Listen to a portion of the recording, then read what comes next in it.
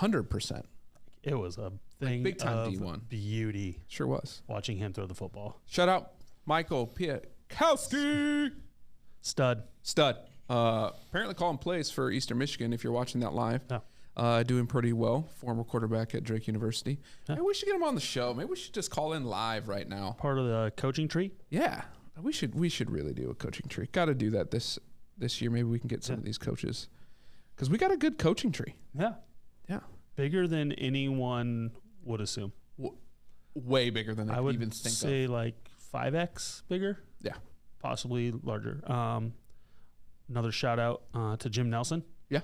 His Fresno State Bulldogs, I believe, are 1-4 to start the season. Ended the season on an 8-game winning streak, I believe it was. Fellow linebacker, defensive lineman. Let's get it, Jim. Is he your age? Yeah. Okay. Oh yeah. Jimmy. But yeah, crazy to see. Yeah. Just where everyone. Yeah. It's coaching is a small world, which I've learned from all of those guys. Yeah.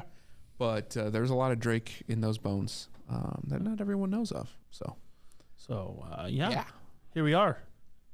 We are back in town. Bumbu's back. The Bumbu is back. Maybe we can do a Bumbu affiliate program. Yes. We actually should look into the liquor affiliate program. Yeah. I mean, that makes sense. Yeah, it makes sense. Yeah. So we don't call it a comeback, but we are back. Don't call it a comeback. A little exchange this week. So I came in today to a card. Thoughtful, right? Secret Santa. Yep. Not so secret. But mine comes in a brown bag. So you see the brown bag special. This is why. As I told Stoy does not know what's in here. I mean, he kind of has an idea, but there's something potentially great in here.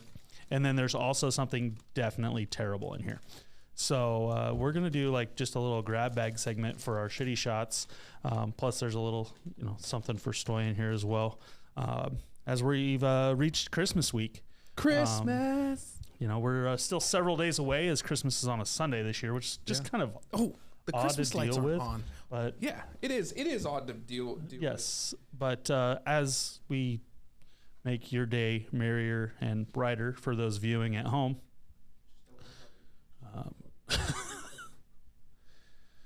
Well, the lights are on, but the cameras don't work. Yeah. So and we're starting all over again, folks. But yes, now we're good. So yeah, that should be. This will be a fun little exchange with what I've got in my brown paper bag. So stay tuned. If you would like to see the surprise of the brown paper bag, as it will present itself here during the show today. Yeah. No college football, so don't worry about that. We do have been watching some bowl games though. Have you? Because I have not. Just bits and pieces here and there.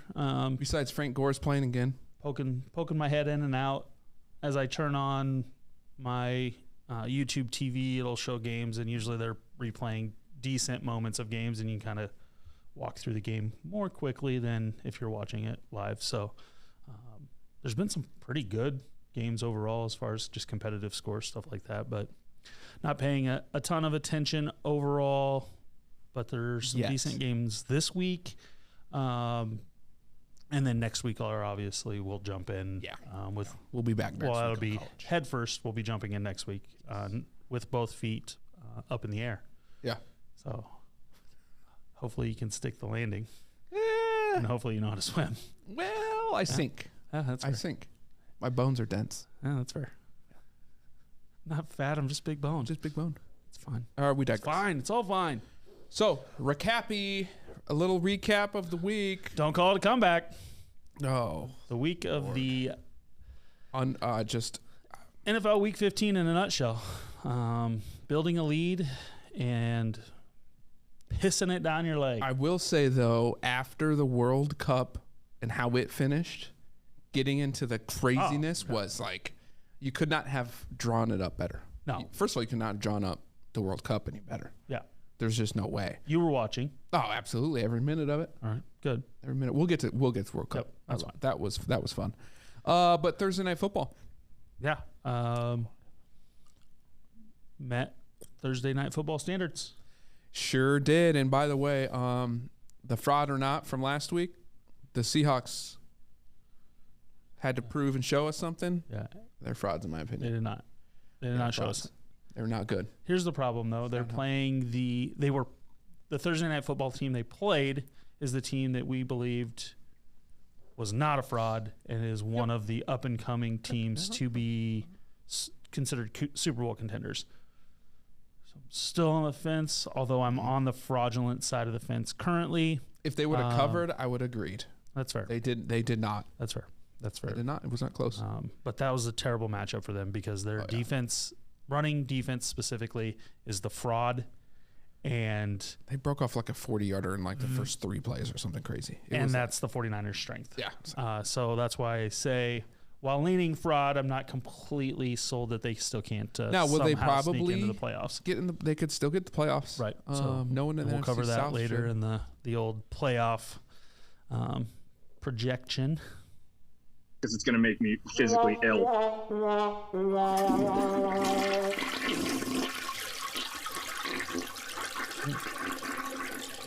You're done with them. Stoy is done with the Seahawks. That was for the NFC South. Oh, that's fair. Just in general. Yeah, okay. So 49ers were 3.5 points favorites. We both had them on the money line. You had Seattle covering the 3.5. I had San Francisco winning, and we both had the under.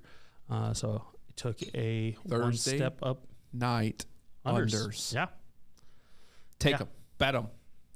Especially at 43.5. So, one up lead on you there, and we'll transition right to your hot Atlanta Falcons. New quarterback, same finishing team. Wait, what's that? Is that the season? Going down the toilet? No, we're still in it. No, that's the problem. We're only 1 game back with 3 to go. Yeah. Wow. Okay. So, those who don't know, and we'll pull it up on the Twitter, is our defense coordinator got sniped by one of the Saints players pregame. Got carted off, had to go to the emergency room, apparently neck issues. Okay. So the whole Bounty Gate thing pops up on Twitter. And I'm loving it. It's hilarious. Oh, yeah. But our first 2 defensive series showed that obviously the guy filling in was not prepared to, he knew the game plan and everything, but he didn't make adjustments yet. And I feel as if Pease would have, or blitzed more, because he was more comfortable to change something. Because they were down 14-0. They lose 14-0. They lose 20-18, 21-18. Yeah, 21-18. 21-18. So there you go. And so he made adjustments, which I was great for. Again, overachieving on the defensive side of the ball. Excited for next year. First half, so we had defense not ready to go in the first couple of series. And then we have a rookie quarterback coming in, which is always going to take him time. He came out and looked like a rookie. But eventually he settled in. Played, okay. I didn't watch the game, so you got to give me the context there. First play, they're going to throw it deep, get the jitters out. He was just overheating them, threw him a little early. But Petrus played for you? But then, it was Ritter. It was Ritter. Okay, sorry. And then you start to see his transition to he calmed down, made some audibles, made some pinpoint throws, put one on London where only he could catch it. Gotcha. He started to get into that. You saw what you wanted to see from him. From him, yeah. Okay. Yeah. I'm not going to blame him for the receivers not getting open. Play calling was bad. Okay. We tried 2 trick plays. We brought in our 3rd string quarterback who's a tight end as well and ran 2 plays. Getting cute. Oh, that's because you were playing Taysom Hill, though, and he threw a touchdown pass. Exactly. So we thought maybe we could do if we it. put a guy in there, he could do it. No, so that was actually really disappointing because if we would have ran the Mariota offense, I don't know why we just didn't do that. Okay.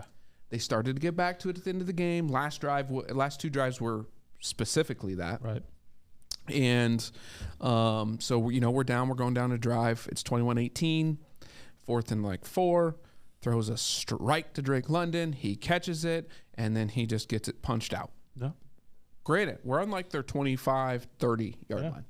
Field goal range for Koo, without a doubt. So you're in overtime. He just has to catch it and fall or not get it punched out. It's his 2nd, by the way, game-losing fumble. Mm-hmm. He's a rookie. Hey, you live and learn, Right? So now we're I'm like, damn it, we couldn't see. Ritter's known for his big game play, his comeback, and just the it factor. Mm-hmm. He was starting to turn it on, but we couldn't see him all the way through because someone else made a mistake. That's fair. He did make a couple throws that should have probably been pick sixes, but hey, defenders can't catch. So are you like Lions 2.0? So like last year, they only won 2 or 3 games last year, but like, you know, they're finally where you're in every game. So like that's this year. Yeah. Maybe start of next year with getting used to Ritter more, and then all of a sudden you win 6 out of 7. Yeah, I could see. You know, you're on the doorstep. You've got the talent. You've got the coaches in place. Right. Like the pieces are there. It's just a matter of full cohesion. Yeah, and a little more talent. Our defense is not. Like, that's what I'm saying. So like, good. Whereas the Lions I think they're there, and not to say they can't improve in areas, but as far as they're there competitive talent standpoint, they just needed to come together. They're at least middle to upper. Mm-hmm. They're not below average in talent and overachieving in that department. I agree. Yeah, I would say that's true. Okay. Offensively, if Ritter can continue to develop, of course. Right. That's the only issue. He has 3 games. Gosh, I sure don't want to say he's no Jared Goff. Those words just came out of my mouth. Yeah, don't. Let's not go there. So we got to figure out who he is in 3 games, because then we might have to draft somebody. Mm-hmm. Defensively, though, they just don't have the talent depth. Big players making big plays, but then there's nothing there. What's great about that is we've got like $95 million to spend this offseason. Right. And so I believe of positions, like defense can be a quick fix. Like you can fill that in with free agents fairly quickly. Mm-hmm. Offensively, they just need to be healthy and get a couple more offensive linemen. Like there's nothing talent-wise. You've got the receivers, you got tight ends. Right.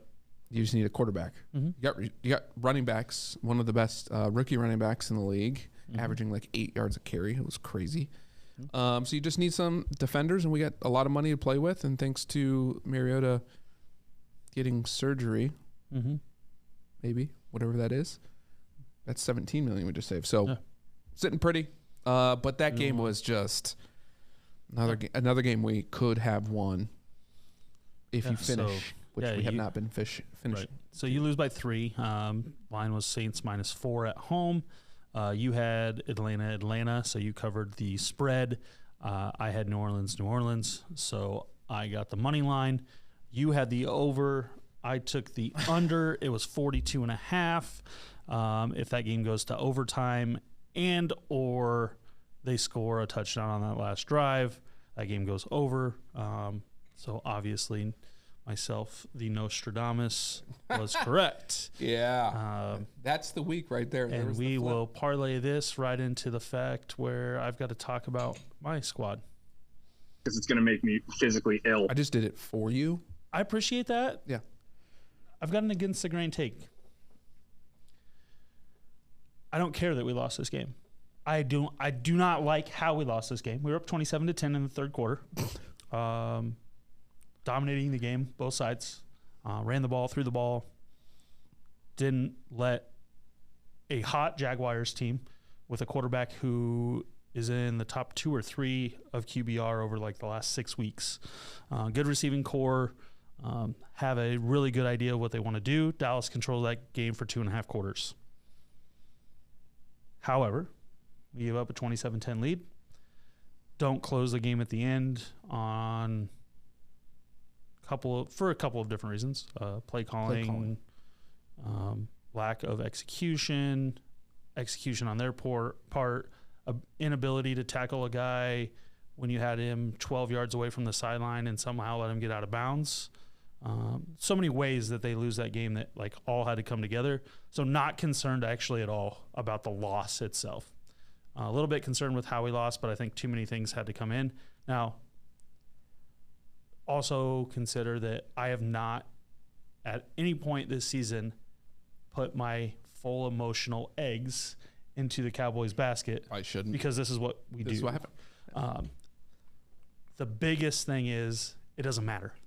Dallas is the 5 seed. No matter what they do the rest of the year, they're the 5 seed.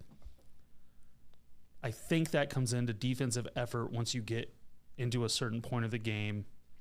where you're comfortable. So that means you're going to start giving up big passing plays. You're going to start doing a little less on offense as far as pushing the ball down the field when you have a 27-10 lead. Again, you shouldn't lose it, but a lot of things had to line up for a lot of teams this week in order to lose games. Dallas just happened to be one of them. I'm not concerned at all. I don't think it has any impact on the rest of the season. I don't think it has any impact on whether we win or lose a game in the playoffs. I think we have the right recipe for how to win games. Zeke is fresh still. Pollard is healthy. Dak is fine. We had a ball on 3rd and 4 that should have been caught by Noah Brown, who had a great game, had 2 touchdowns, sliding catch, and it hits his shoulder pad the wrong way. 9 out of 10 times, even if he drops it, that ball goes straight down. It happened to pop up somehow off of a shoulder pad catch. Love to see him catch it with his hands. Dak puts that ball exactly where it needs to be. They get a first down. They continue the drive. They might win the game in overtime. So, again, should it get there? No, not overreacting. For all of those reasons, get the Eagles this week without Jalen Hurts. Eagles don't have much to play for. It's going to be an overreaction game this week as well. If the Cowboys beat the Eagles, then all of a sudden, freaking out. Are they the best team in the NFC and all the talking? No, absolutely not. The Eagles have a way to win football games. The Cowboys have a way to win football games. If you can stop Jalen Hurts when it matters from being able to consistently run the football, you can beat the Eagles.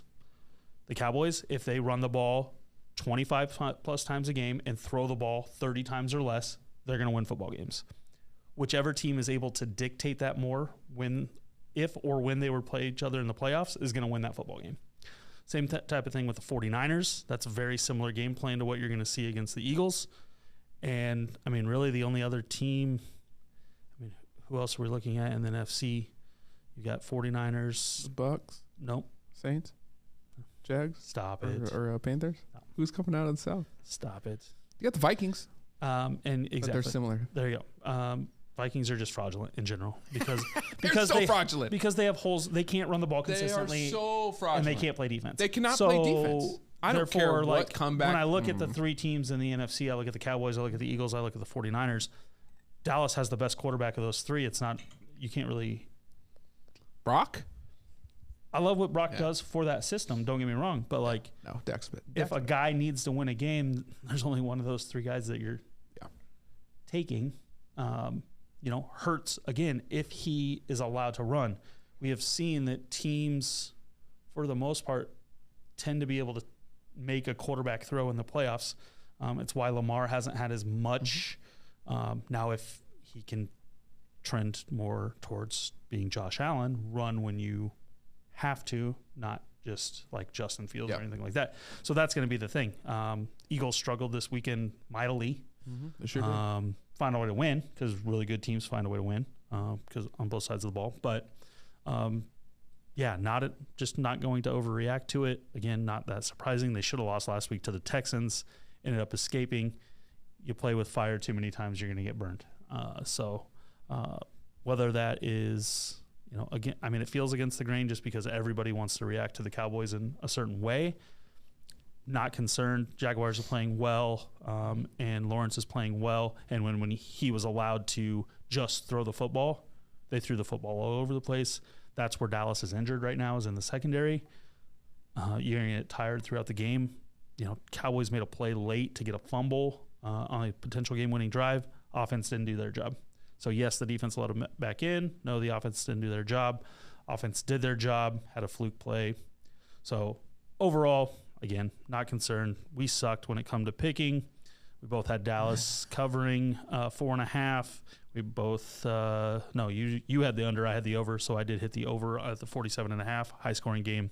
The game was back and forth as anticipated. I just thought the Jaguars would score a little bit more early on. That game overall went about how I expected, except for I didn't anticipate Dallas to be up 27-10 at any point. So, I would agree. Everything you said. The only thing that I see a trend that I don't like is offensively they're not sealing these last 2 games out. Yeah. We know they're good at it, which they have, and they've shown it. They've proven it. It's just a trend I don't like to see when you're getting towards the playoffs. So there's 3 games to go. They're essentially locked into it, so that's fine. But like, against the Eagles, let's just finish it. See what happens there. And that's really. I think 2 of the last 3, or maybe all 3, are division games. It might. Yeah. Well, I'll be at division games. All right. Remember for sure. Speaking of division games, Giants and Commandos. Wow. I'm not going to spend a lot of time on this because we'll spend a lot of time on this game in the news segment. Yeah. So we both had the Commanders winning this game. We both had the Giants covering the 4.5. Figured it'd be a close game because the last game they tied. This game, the refs did not allow them to tie. Go over. But or go over. They were going to try and tie again. Same score, 20-20. Yep. But yeah, we'll discuss that a little bit more. Inevitably, the Giants found a way to win. And it was a 20-12 final. So it was under 40.5. We both had the over. Yeah, we'll talk more about that. But yeah, we both went 1-2 in that game. And then Monday Night Football was shit game of the week. Exactly that. It was so bad. I'm so glad I didn't watch it. I didn't care to watch it. And wasn't ever going to. But then tuning in, like just reviewing it, looking at it. Yeah. Oh. And sad thing is the Packers are still in it. So like the Packers fans are like still in it. Still got a chance. Get the hell. Would you want that team to I've go never fast? seen so many bad tweets for a team that won by 12 points. I think it was 24-12. For a team that, yeah, basically won by 2 touchdowns. I've never seen so many negative tweets by general public for how badly, specifically their best player, their quarterback, played. And then just in general, like the team, for a team who really didn't give up an offensive touchdown until there was 30 seconds left in the game.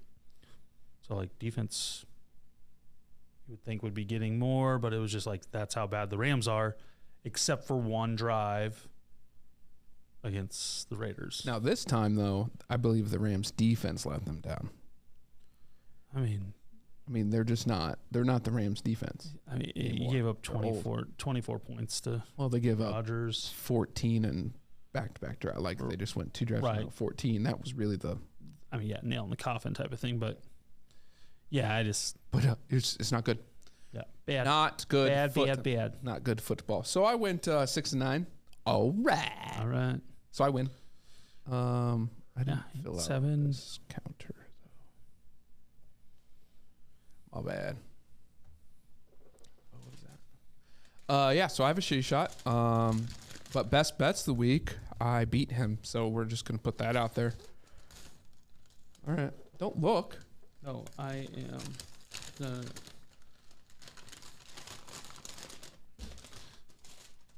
Oh God. These are for us later. Right or left?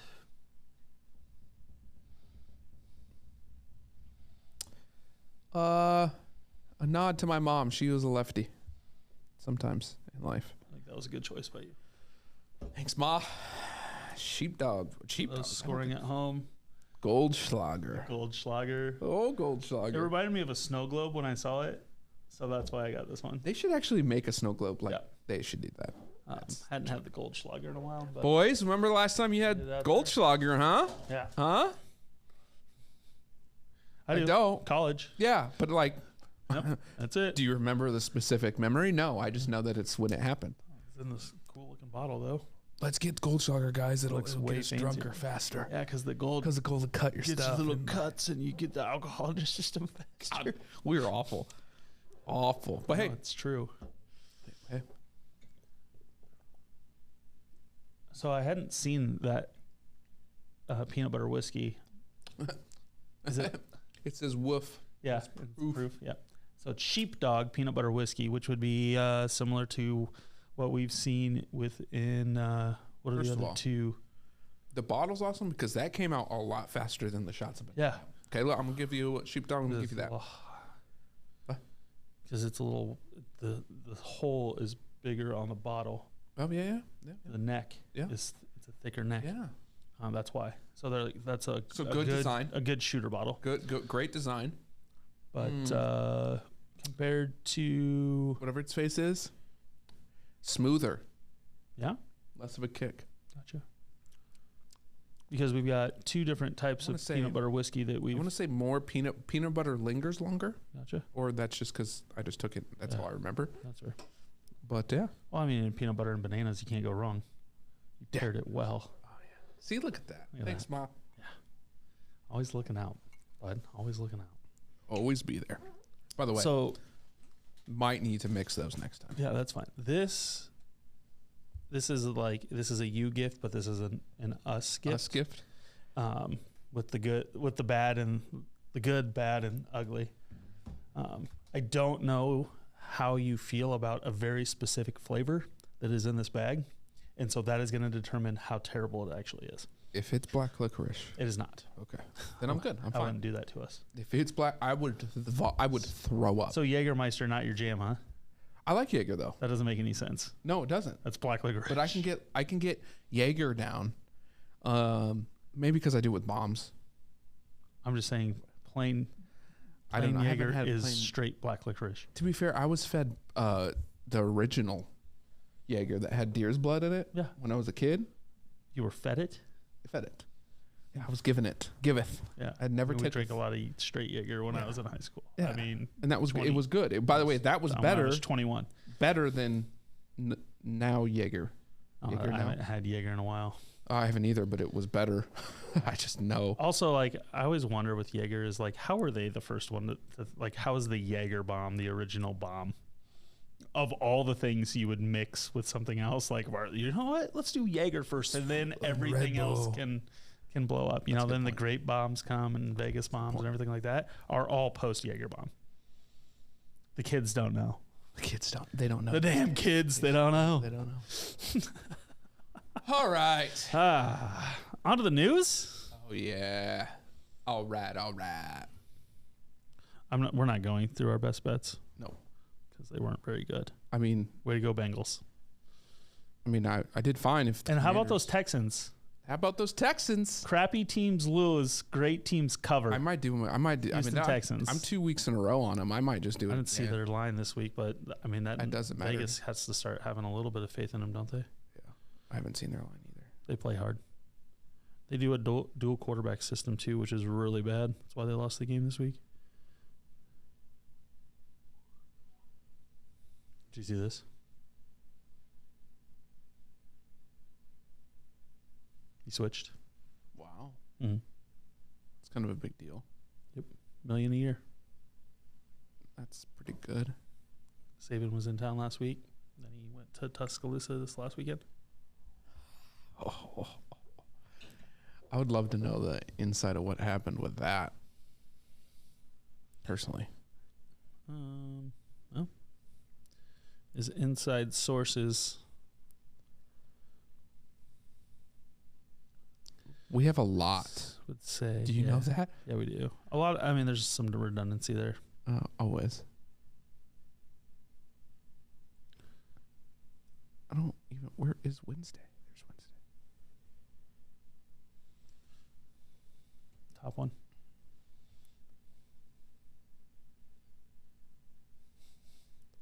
Not wrong. Yeah.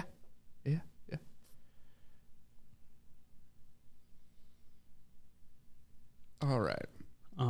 For those wondering kind of what we're looking at there, Caden Proctor, all everything tackle that is local product from Southeast Polk High School,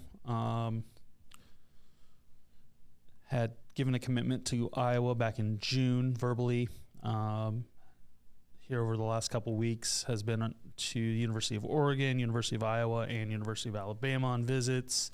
Has, per Twitter post today, switched his commitment from Iowa to Alabama. His signing is tomorrow morning at Southeast Polk High School at 8:45, where he will, it looks like, sign his letter of intent with the University of Alabama. Roll Tide. Abu Sama, who's the stud running back who had 6 touchdowns in the state championship game, is fully expected to honor his commitment to Iowa State. and sign his national letter of intent. They'll sign together tomorrow at Southeast Polk High School. So, Pretty cool. Yep. Don't blame him. Yeah. Rumored $1 million a year. Definitely don't blame him. Rumor at Iowa at one point was 250, so over 4 years, up to $1 million, and then with other things coming in, it was looking like at the end of it they were going to get him up to about 500 a year, so $2 million over. Everything that I've seen him post or heard is it's just more ability to win national championship.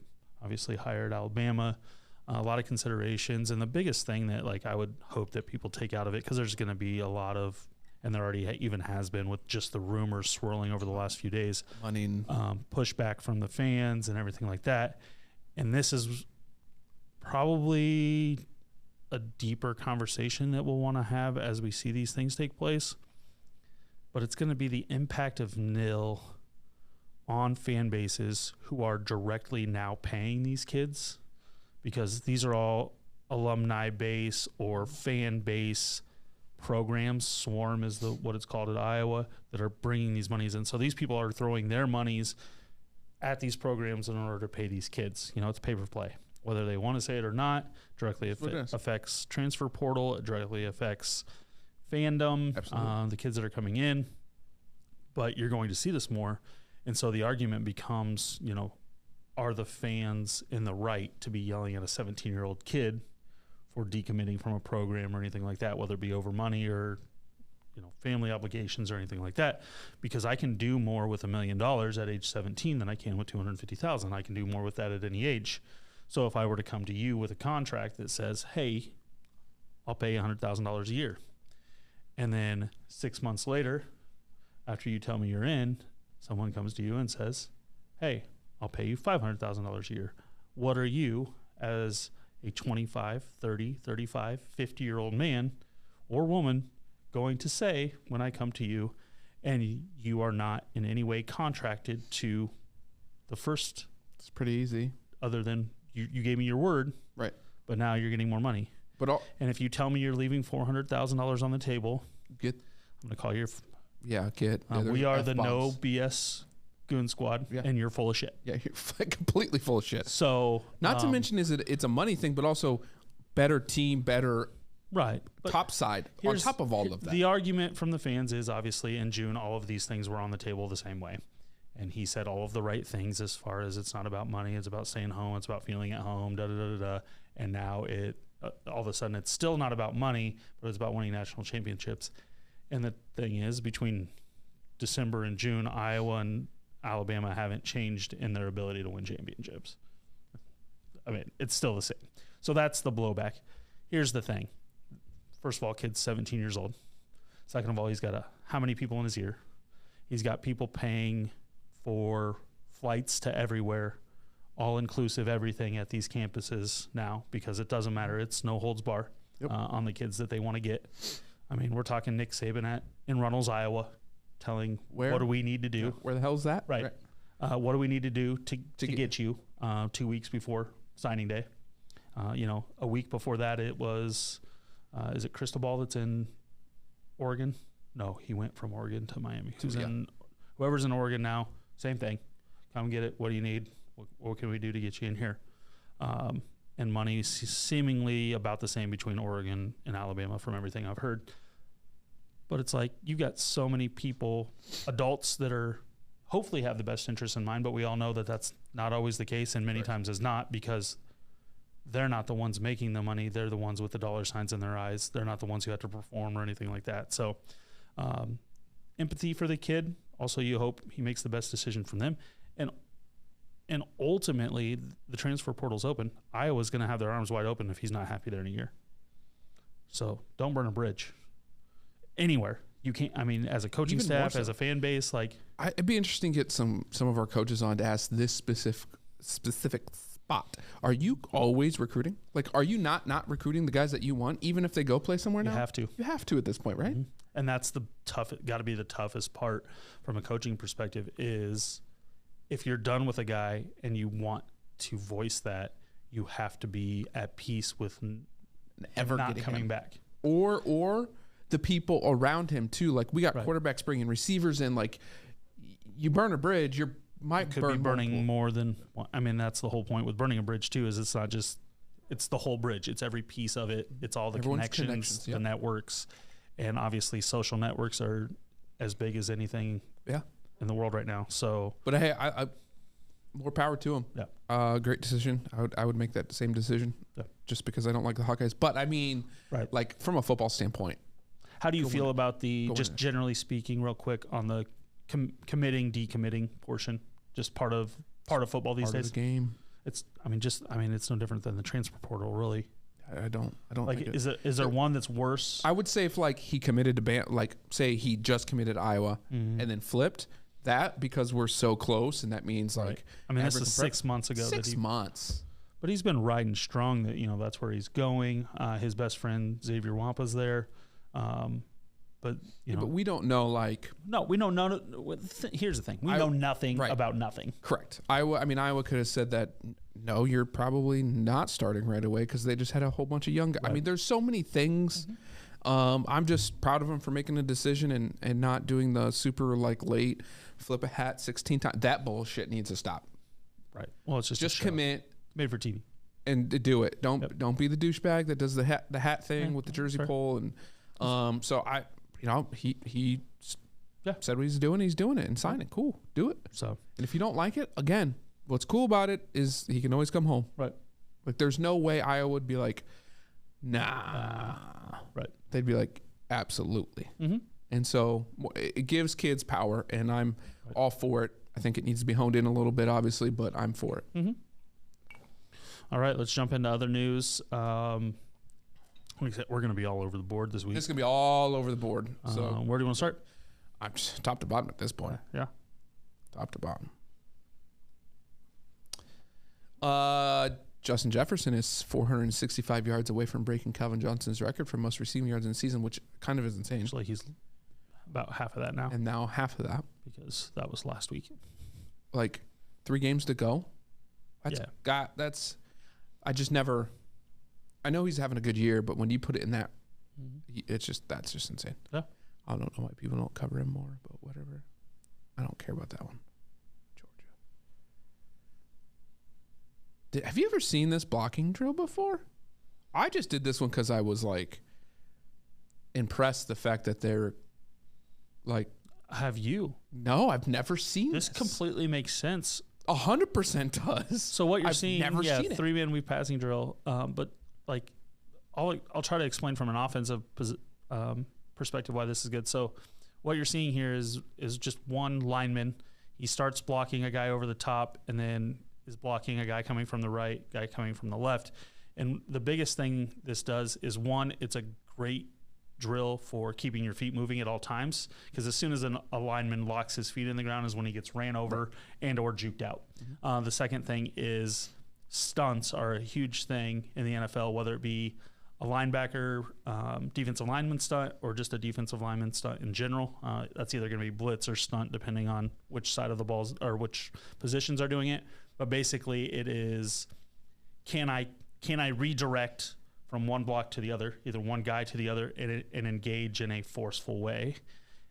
And I haven't seen a drill done better than that. So I'll let you kind of hit up from a defensive side. No, I mean, so from a defensive side, like these weaves, if you will, this is the stunts they're running. Mm-hmm. They're going to be running stunts very closely like this. Now, obviously, we would run, it'd be cleaner and all of that, Right. but it's still, for an offensive guy, it's fantastic. I've never seen this drill, and it makes so much sense. And a stunt, for those not exactly sure what that is basically when a defensive lineman, and so like if a defensive end and a nose guard were to basically switch responsibilities, one were to go outside and the other were to go inside from where they line up, to confuse the offensive lineman, basically to get him to block someone that's not in his lane, Free up and to somebody. open either a linebacker or defensive end or whatever it may be, to have a clear path at either running back or quarterback. So that drill is, that's a like- great coaching drill. I absolutely love that. Yeah, absolutely. Just so dumb. Just people being just like Todd McShay says, Jalen Carter has character issues that could hurt him in the draft while simultaneously projecting him as number 2. Yeah. God, media people, they just drive me insane. Yeah. Talking heads. Yeah. This one's kind of cool. Please add us and call us out if we get like yeah, that. if we get like, yeah, seriously, we deserve cut it, us off, so. please. Drew B's being hired as an intern at Purdue. The interim assistant coach at Purdue. I don't know if this is, I haven't read enough or know enough to see if he is planning on continuing or if it's just for the bowl. But many comments like, comparing him to Jeff Saturday, which just, first of all, this isn't even remotely comparable, so we'll ignore those. Yeah. I just wanted to show just another defensive flaw. Besides a sweet play design, like you should probably put that in. You should probably cover that guy. Just cover that guy. Plus 1,200, score first touchdown. Yeah, and nailed it. But this is just a fantastic play design. Just Purdy. Well, it helps when you have the weapons they do too. Well, yeah, because it doesn't work. Because you faked it to your 2 biggest weapons and then threw it to your other huge weapon. Like, oh no, that guy's really good. Oh no, that guy's even better. Oh no, we forgot one of the better. The best tight end of the game. Right. If he could stay healthy for a season. We screwed that one up. Yeah. So. But then, fun. Hey, Purdy damn good. On TikTok. Yeah. For Big Cock Brock. We got flagged, and then they. Don't worry. Mm-hmm. They approved it. After figuring it out. Yep. That was hilarious. What's this one? Why won't you? Oh. Although they ended up winning this game. Yeah. This was just hilarious. Oh, yeah. It was at halftime. just I thought it was just going to be people jumping out of the back of the van. No. But funny. Getting off the bandwagon. The doors were just going to fly open. People were just going to fly out. A little more Purdy love. Yeah. This one's funny. You guys listening, well, I don't even have to describe it. We'll just put the fact that Kyle Shanahan's moved on from Trey Lance to Garoppolo to Purdy and is taking care of him like a little baby. Yeah. Let's put it that way. He's all eyes on Purdy. One of the kids is drowning and the other skeleton is underneath the water. Yeah. And that is the skeleton of Trey Lance in San Francisco.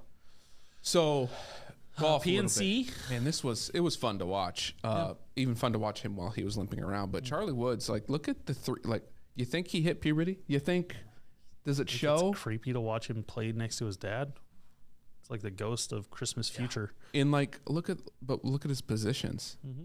And then this looks like, mind you, all really good golf positions. None of those is wrong. No. But if we could get to any of those positions, we'd be ahead of it. We do every once in. Yeah, but it's then if we could do after what? Yeah. Mini Tiger there. Tiger Jr. I don't care about that one. Liv COO resigns. Yes. I, as a defender, love everything about this play. So we've got bowl game highlights here. Troy UTSA just interception return, and we've got a defensive lineman just absolutely leveling a big. This is the short one. Huffle puffing. I just want everyone. Lineman as he runs down the field. Why is this the short video? That sucks because he gets hammered. Yep. He gets hammered, and there's a third one. Oh. And it was awesome. That's what you do. Gotcha. As a defensive team when you get a pick. Triple whammy. It's just time to pick 6. Knock everyone out. This was a little ridiculous to me though. So Purdy won on Thursday night. Yeah. He went from 2,500 to win Offensive Rookie of the Year to 1,000. Yeah.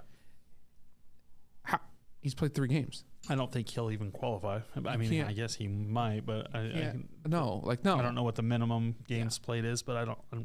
That was. But I mean, obviously he can, or it wouldn't be. It wouldn't be a bet. To the girl. Can't talk about this.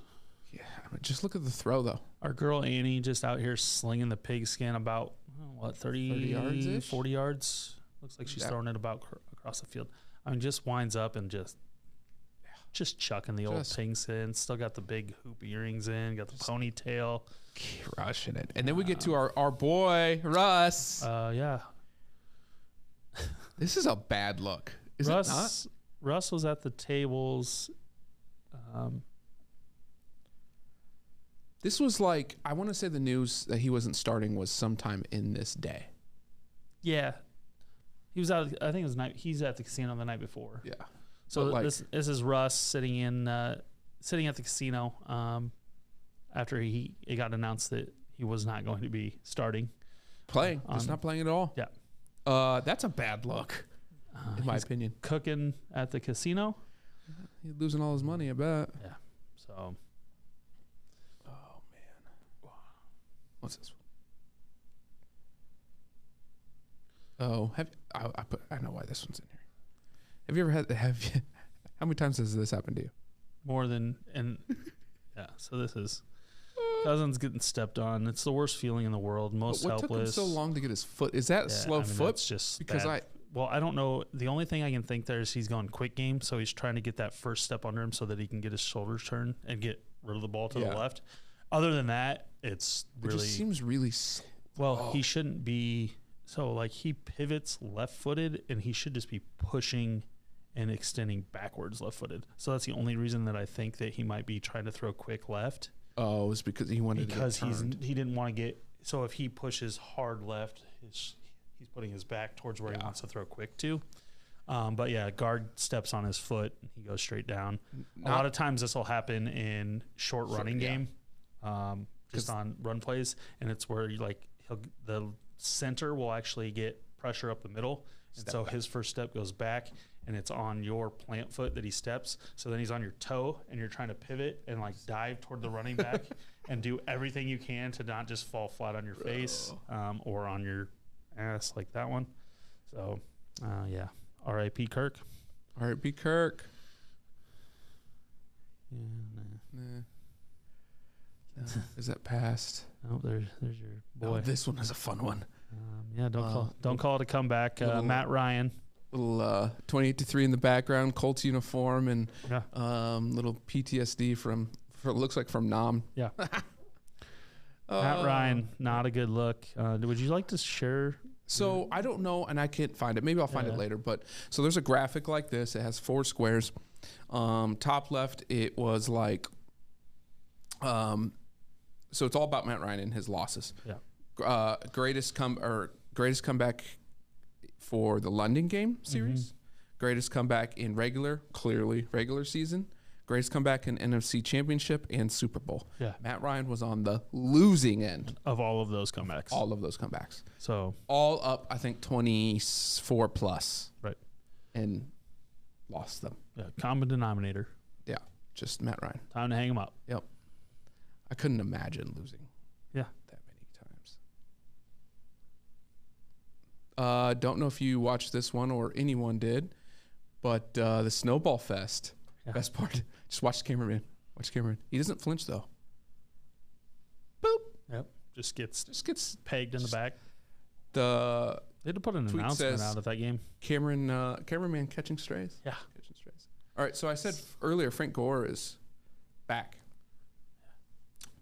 Little Frank. Little Frank Gore.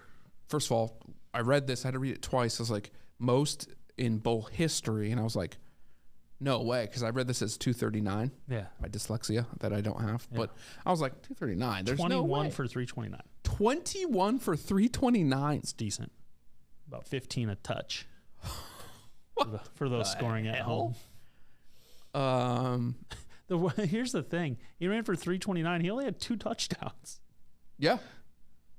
Like, did he just stop running at the one a lot of times? Just get caught. 329? And we only had 2? It's messed up. Coach must not like you. 2 things. Either he didn't get in on a long run, or he pulled him when they're on the goal line and just didn't let him finish, which is rude. Yeah. It's just rude. 329 and 2 is just, that's almost more impressive than the 329 itself. That's true. Coach, I ran for 3 football fields and only scored twice. Thanks, you would Coach. think that at least he had 3. Yeah, you would think. One would think. 1 per football field, right? NFL history, talking about the whole comebacks, right? Yeah. I'll call it a comeback. 1,448. 1,548. Oh, see, dyslexia. Yeah, I got it. See? That time you put a number in there that's not even there. Yeah, I know. 1-1, NFL history, and I can't remember what it was. So in 1,550 NFL games, well, this one is a team had been down 33 points. Oh yeah, it's 33-0 right here. Yep. First of all, it's Or happened 30 plus points. It's also happened that many times. So it's it's kind of crazy. in the NFL history, it's happened 1,550 times that a team has been down 30 plus points in a game. One time a team came back and tied before Sunday. The most fraudulent team in the NFL per most, then came back and added the only win to that column. I don't know what that means. I don't know what to think about that. Other than I do. It's other than Matt Ryan is the only thing I can say. But now that is 1,548 wins for teams winning by 30 points, one tie, and now one loss for teams by 30 points in a game and losing. It's coaching. Like, it's just coaching. There wasn't turnovers. Right. Matt Ryan did not throw 4 picks, 16 fumbles. Right. They just came back. Huh. I don't think that says anything. To me, that really doesn't say. One, they should have just beat the shit out of the Colts. Right. To begin with. So that doesn't make sense. I still think they're frauds. And I will say it again, their defense is frauds. I don't care if they shut them out. You still gave up 36 to the Colts. You gave up 36 Colts. Like, I don't care if you gave up 0 later. It's just there's some fight in these frauds. There's fight. I won't. Yeah, there's fight, but they're frauds. Huh? This is the whip. Tell me this isn't Tiger. What about this doesn't say Tiger? And he's even got the dad limp right now because he rolled his ankle. So now he's also limping. Like, they walked in the Sunday walk one. Oh my God. It was scary looking. He's got, but everything. He does the fist pump. He's got the obviously what he's wearing. He's got the sleeves rolled up. Yeah, it's the shoes. He's got the limp. It's eerie. Most of his positions are the same. Yeah. That whip's the same. Mm-hmm. The hold at the just. Yeah, he's got a slightly more Rory swing than a Tiger swing. And I'm pretty sure Tiger. All of the mannerisms are Tiger. I'm pretty sure Tiger said copy. Yeah, do Rory, not me. So yeah, this is just. You talked about I already talked about Dan Pease getting hurt. Oh, I don't. I'm going to. Nah. Jeez.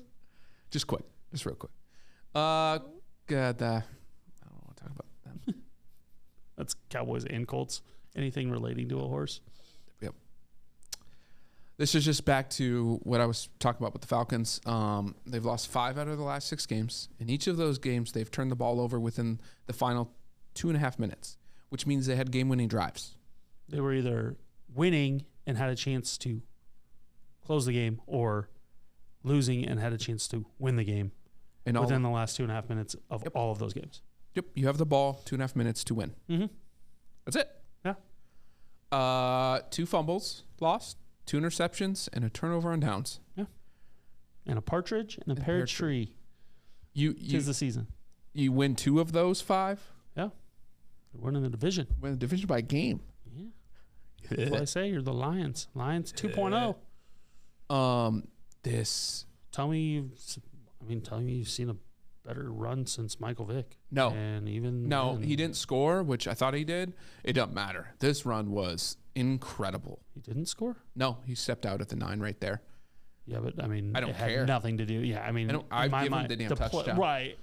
He scored by everything. Everybody, nobody stopped because he stepped out of bounds. No. So they weren't tackling him. No, this was his toenail hit out of bounds. Yeah, basically. It's just a thing of beauty. Like every part of it. So boom, most guys are going down there. Most guys are getting caught here. Like, what was that? Then all guys are going down here, and then spin. So the problem is there's one guy's fault. They have a spy. He's playing. I want to say he's not the spy. He is the. Oh shit! What do we call him? You're robber? You're kind of you're a robber. Yep. You're like half spy. Yep. Like you have some pass responsibility, but quarterback goes, you go. Yep. I'm not 100% sure why he decided to attack when he did. Yeah. Because right here when you're behind. Where? Yes, he can escape all that here. This way, but you've got two defenders there. Especially because he's in the. He's and also now you've cut all of your angle off to anything else. I mean, at this point, he just needs to break down and become a spy again. Yeah, exactly. And he doesn't. And he over pursues left. Takes off running. Yeah. And that's actually what triggered this whole thing. The thing is he had made his mind up before Fields got in the grasp there that he was gonna get out. Yes. And through, and he just didn't. I mean that's just what a guy of this athletic ability can do. How stupid he can make you look open field or completely in a stranglehold. So stick to your assignments. Okay, do your assignments. That's all I'm saying. First of all, if you ever get married again, this is the type of gift I want. Okay, I'm just saying. Yeah. Sanjay M got married last night, and this was obviously last week. Yeah. The wedding gifts were customized Scotty Camerons. I'm just saying. You also posted the same one I did. A little overlap. Oh, yes! So many people have discussed this, but OMG. Okay. Everyone's seen it by now. If you have not seen the best, worst play in NFL history, then so be it. Patriots. Raiders. Can't lateral, don't know how to stop a lateral. So I'm going to set up the whole scene, right? The Raiders go down in controversial touchdown, whatever. Tie the game at 24. Tie the game at 24. Patriots get the ball with like 20, 30 seconds left. Decided to drive a little bit. But here we are, 3 seconds left in the fourth. It's tied. Yep. Okay, 24-24. It is a tie. Tie game. This game's going to overtime. We've got a Hail Mary opportunity upcoming. A Hail Mary opportunity. You guys... They're on the 45, but like 55 yards away. Yeah. From shotgun, he'll get a run up. Okay, we'll say 56, 57. Right. I'm going to say all NFL quarterbacks should be able to throw that far. Yeah, or at least give yourself a remote chance. Yes. Mm-hmm. Right? Absolutely. The Patriots, however, they decide to go... Draw play. Which, again, fine. But then the team... The team decides... Rogue. Ramondre Stevenson runs for 25 yards, and then the glitch happens. It just says, "Oh, I'm a lateral." Oh yeah, and then this guy goes, "I'm going to throw it all the way backwards, directly to the most athletic defensive player who missed the initial draw tackle." Yep. On Stevenson, Chandler Jones is wide open in the middle of the field, and good catch. Jacoby Myers hits him in stride. He bulldozes. We got to go back. This is fun. Bulldozes Mac Jones, and then tries to step on his helmet but misses. And then scores the game-winning touchdown. He literally did too. By the way, he just sits down. That wasn't a stiff arm that hard. No, but like he's a flat-footed. He's not expecting the dude just to turn and catch a ball. Get off my quarterback. Not even my quarterback. Get off the quarterback. Like, what do you expect the quarterback to do there? Oh, so why throw it back to your quarterback? I mean, he just tried to get in the way and grab a leg, and he just missed the leg, and he almost got his face stomped on. Like, this was a stomp, by the way. Oh yeah, he was lucky he didn't get his hand in the way. Didn't get hurt. I couldn't even imagine Belichick in the locker room. Could not. I would love to. It's the new Patriot way. This just further proves that Brady and Belichick either both need to retire or they both need to get back together. Because there is no way he ever would have told his players, by the way, let's go lateral after this. Yeah. No one's prepared for this. Right. No. What? Oh God. Boom. Yeah. So the Raiders went from like 2% winning chance to 100. In less than 30. There's 4 games this week that the old if you look at game trends and stuff like that, as like at the end of games, you have the percentage win chance at any specific time in the game, depending on all sorts of metrics. That whole scale got flipped on its head this weekend in the NFL. Sure did.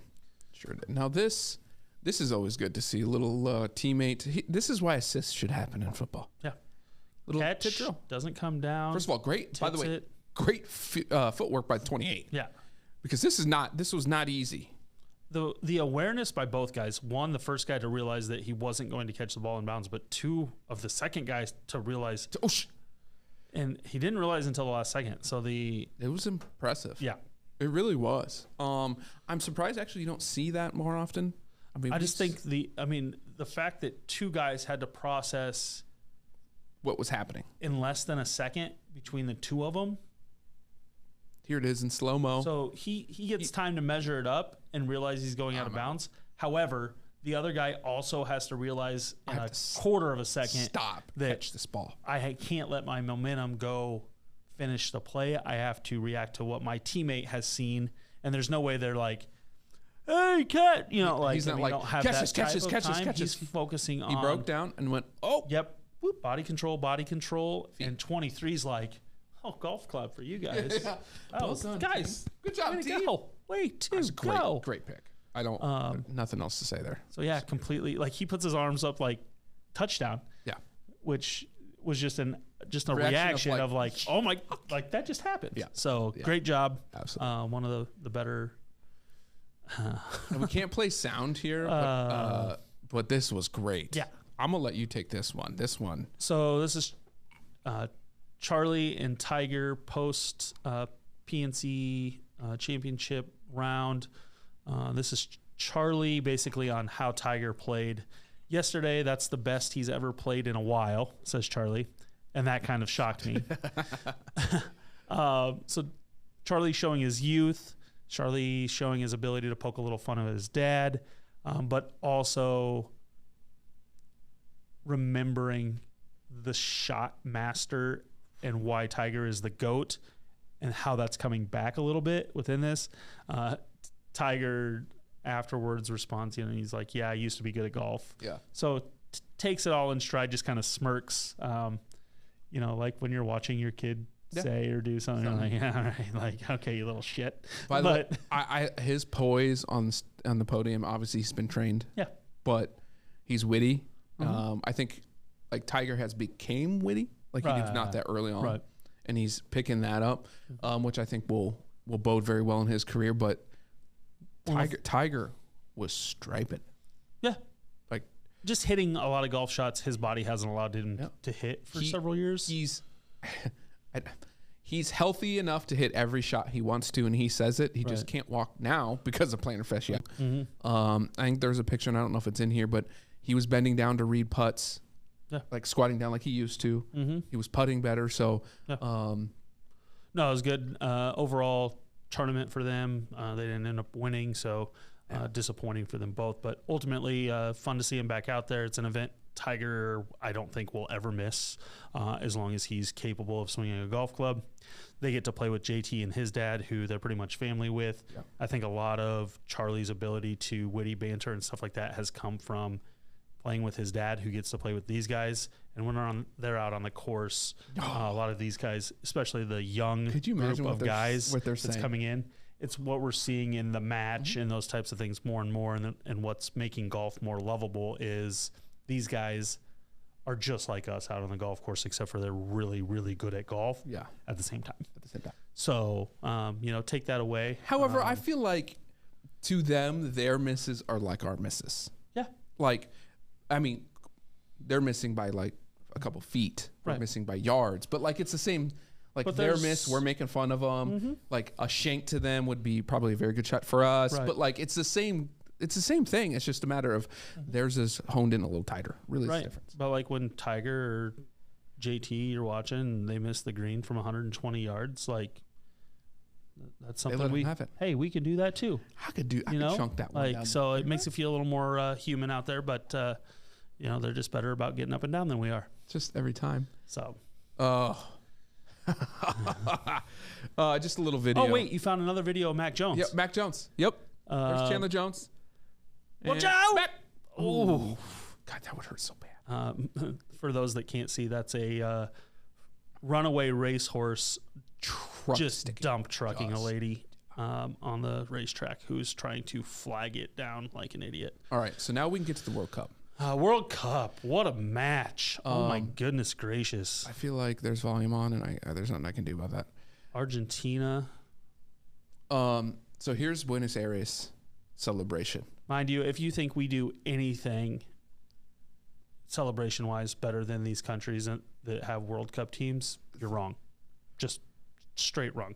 We've never done anything in the United States that Today's a remotely holiday. compares. They're just celebrating it today. Like, this isn't even today. No, this is after the game. Directly after after the World Cup. Look at all the damn people and what they're doing. And, I mean, this is nuts. And this how drone. many people? Is this everyone in the city? Is this how many millions? I mean, you don't even know. There's I mean, no look way where to they're count. sitting. Like, They're on poles. yeah, I mean, trees. I don't know. This If that's goes all the way down and all the way that's back. the train platform. I think they're on have top of the train. idea. Like, that's messy on a mural. No, this is just amazing. Yeah, it's just craziness. But that was fun to watch. That game. Like, that makes you want to play soccer. I don't care who you are. Makes you want to play soccer. I mean, for the young kids, not me. Makes you want to watch soccer and play. If you're a young kid watching that's that, fair. That's fair. like, I want to go be Messi Do that. Okay, or on that stage, or Mbappe. Yeah. Although his Stars. remarks afterwards, I didn't watch any of the afterwards. It's fine. it's just he's basically saying that the South American teams don't have to play hard competition getting into the World Cup. Oh, gotcha. Which, I mean, why does it matter? They You also lost, so play the 32 teams. move on. In there. Argentina lost their first match of the entire World biggest Cup upset in World Cup Cup history, and then didn't lose. Didn't lose again. Yeah, I think they might have tied once, but yeah, boy, that was fun. yeah. I mean, Mbappe had a hat trick. Let me back up. For those that don't know, I want to get your opinion on penalty kicks.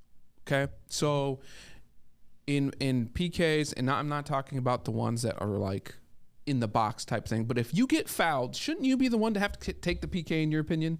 Like, it bothers me, and I talked about it with my wife. Like, I'm the one who got fouled. Yeah, it's like free throws. I should be taking the PK, right? Yeah, I shouldn't foul someone in basketball and then someone else, but they treat it like a technical foul. I get that, but the technical should be like a handball. That's a technical. Okay. So why don't we have? So you want to change the rule on how? So like if I'm it's fouled, then specific it's me. foul on you.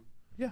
Then, Exactly. Okay, If it's a that's fair. handball or Yeah, I can get something on board like with that. that's a technical. But I have several rules in soccer that I would try to change, and I don't know that we want to get into the how would I change the rules of soccer segment. No, well, how would you?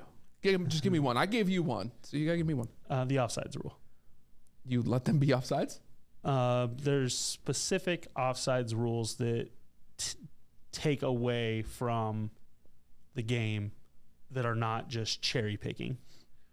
As far as offense, defense advantage, if the defense does something stupid which makes me offsides, that's on them.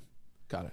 As far as like overplaying a ball, over pursuing a ball, and then all of a sudden I'm offsides. Now, if I'm just standing behind the defense, absolutely not. Yeah.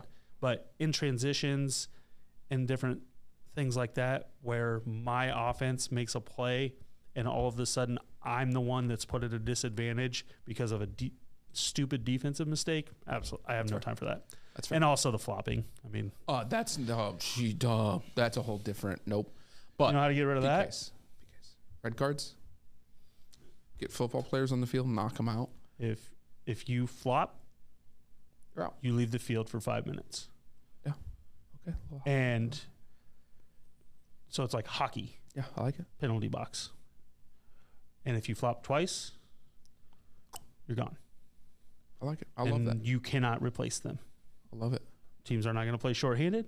Nope. Teams are not going to play without guys for 5 minutes. They sure aren't. So I'll change that rule real quick. Yep. Oh my God. Here we go. Are we diving into the Commanders game? Let's see. I mean, there's a lot here. So I want to save that for last. So if we have other stuff, because there's so much to unfold in that. That's the Raiders catch, which there's not enough good angles to. Oh yeah, of course. Here we go. Back to our glizzy time. Glizzy ball. Just a glizzy ball. This is the new tailgating trend, allegedly. It just wouldn't work very well. You're going to only burn one. Charcoal soccer ball. Yeah. And 4 rows of glizzies. Yeah. That's awesome. So, yeah. I had the sound on the whole and that's time. actually an aluminum foil glizzy ball. Excuse me. Yeah. Not a charcoal. Yeah. Spoken. We'll get into that All right. later. All right. Wish we had a weather app that would help us determine all this stuff. Yes, definitely stay tuned for that. Games this weekend. First of all, our weather.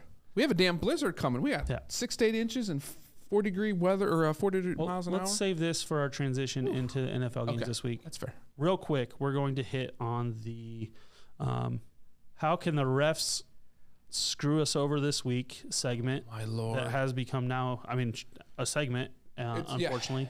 NFL refs suck segment is now brought to you by Bumbu. Can we first find Which one do you want? Heineke Rush, which one would have been one of the last ones? So the Commanders are down 20-12, and going into score late. And on first down, Heineke scrambles and runs up the sideline, and 9 times out of 10 should score a touchdown here. No flags are thrown. This nothing point, like this.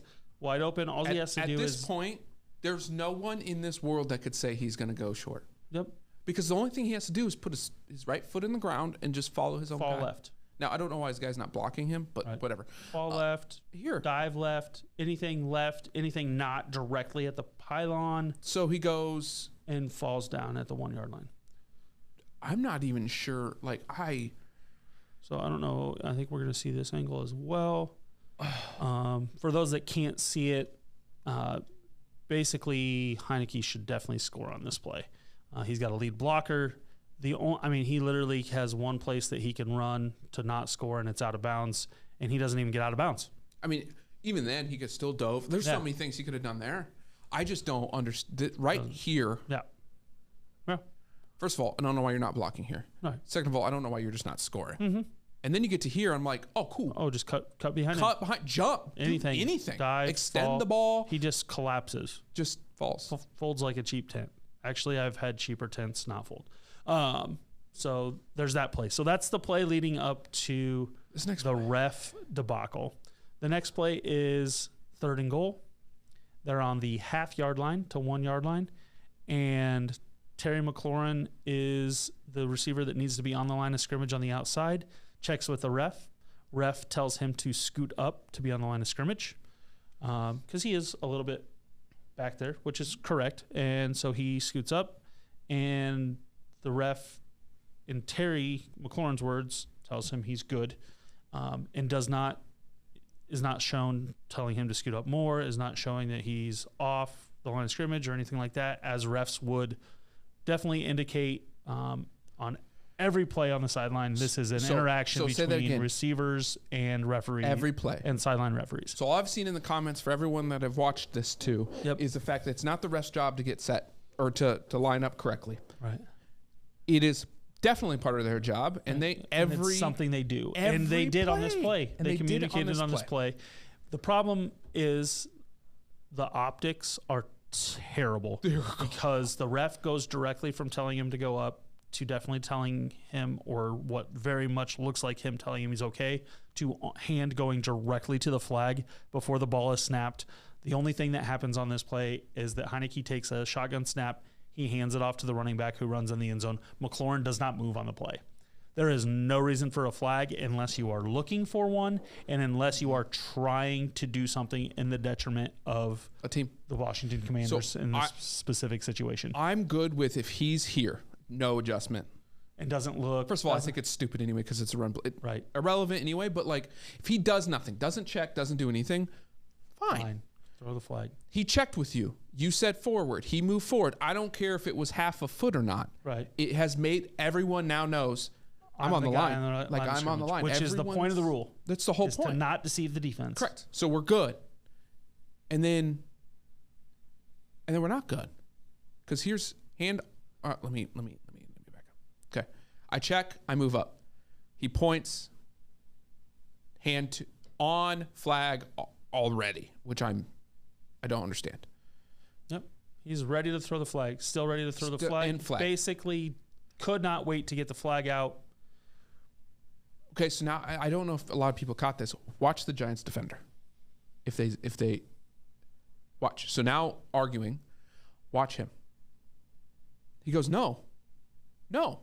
He's not even celebrating the fact there's a flag because he knows it's wrong. Yeah. Now, I don't know if that's a fact, but from what I'm seeing, I think he's trying to say that like they didn't make it. I think he's just like, because he can't see over there, and it looks but the thing is, he looks back, and he just goes. I think he's saying that like because this ref's gonna but all he sees is the lineman falling backwards. He can't even see the running back falling in the end zone. That's how I interpret it based on that. Either way, like again, the ref could not wait. Look, I mean, he's pump faking, throwing his flag, waiting for the ball to be snapped, waiting for a penalty. That is not how you referee football games. That is not a good look for the NFL, because this guy should be fined, if not suspended, if not removed. Remove his ass, because this is it's asinine. Because he tells him to move right here. Right. He does another check. Yeah. Right now, his arm's up to check. Yep. That's now verbal. Mm-hmm. So clearly he didn't say anything, and he already moved his hand there. Yeah. So he knew he wasn't going to say anything if he said something, which Terry said he did. That's all hearsay. There's NFL films pick up on it probably. Yeah. I just baffled me. Yeah. This one just was. You just can't. It was so bad. You just can't. No one would have known, argued, did anything. And here's the thing: it's 20-12 at this point. They still have to get a 2-point conversion to tie. Correct. So like no guarantees. But you don't call this. You literally just took 6 points off the board that had nothing to do with anything, and you made up your mind to make a call to impact the game, which is directly against what a referee is on the field for. Do not make a call that has no impact on the game after you've given it, specifically after you've had a guy ask who has moved and then had nothing to do with the play. You're looking to make an impact on the game that you cannot make. That's not what you're paid for. That's not your job. That one's just and then we have the fourth down play. This is the whole Yep. We have the fourth down play now. So now they're back on 3rd and 6. They had an incomplete pass. So now they're 4th and 6, and they have 4th and goal from the 6-yard line in order to tie the ball game. I don't even know how many. You can count 3 penalties on this. Yeah. So the snap of the ball. So ref the snap. Okay. So illegal contact. Argue it. Fine. Yep. Holding. Now holding. Now pass interference. Now holding again. And now 100% pass interference. Now definitely pass interference. So you have 3 different flags, all of which would give the Commanders again 1st and goal from the 3. The 1. Well, the 1 if it's pass interference. The 3 if it's holding. Like no matter what, they're getting the ball on first down. They're all automatic first downs. How do you not call this? No flags come out, and this would be 2, if not 3 different refs who would have a chance to throw a flag on this. This would be side judge and both back judges, actually, because you'd have one in the corner and one in the middle, all of which would be in line of sight, possibly depending on what other routes were run. I don't even give a damn if you don't call this hands. He is on top of him. Yeah, he has both arms. He looks, if he had both feet off the ground, he would literally be getting a piggyback ride. That's how bad this is. What are you supposed to do as a receiver? Yeah. There's nothing. And the ball. These are all. Here comes the ball. Both arms on shoulders. If called, which it should have been, no one can argue it. Yeah. What could you argue? Right. Nothing. Let them play. Get the hell out of here. So no argument there. Another blown call. So one terrible mishap by Heineke. Led to this complete abomination of officiating. Was Heineke on it? In on it then? Yeah. Right. Conspiracy. You tell him not to throw a flag. I want to point out something impressive though by Samuel that I don't know how he just did it. His arm sleeve gets pulled down. He adjusts it mid route and then stops again, and then it goes back down again because it gets pulled down again. Which is holding. His arm sleeve got pulled down twice. Oh. That's how close the contact on the skin was. He's grabbing his entire arm and pulling his arm sleeve down. Twice. Once and twice. And now we're getting a piggyback ride. And now the ball's arrived. Just for the timing of which they had to throw a flag. Was not just a boom, boom, like, oh, did he get here a little early? No, this is... Fine. The guy I'm good with that. Should have had a ticket to ride. I'm not good with this. For this whole... I'm not good with that. Yeah. Definitely not the good whole with that. play. The dude needed a ticket for admission almost. Yeah. So, yeah. Commanders get screwed. Don't get a chance to go for 2 to tie the game. Don't get a chance to end in a tie or a win. Yeah, we're not even Commanders fans. So- And they're even in your division. Oh, yeah. That is just football robbery. Yeah. And a just disgrace. Yeah. However the game ends, the game ends. I don't care. But, Like, they have a touch for Heineke. Don't be a dumbass. right. Ref. Yeah. Those Boom, are boom. touchdowns. Just a super bad look for the NFL, which, I mean, we've seen all year, unfortunately. It's been a topic of great discussions, going to continue to be. They can't insert themselves in the game where they're not belonged, and that's what the roughing the passer thing has become. It's what these plays at the end of the game have become or not become, is just them deciding things becoming subjective instead of objective from a refereeing standpoint. It's just horseshit, ultimately, is what pure it is. horseshit. So, got to do better, NFL. You make way too much money.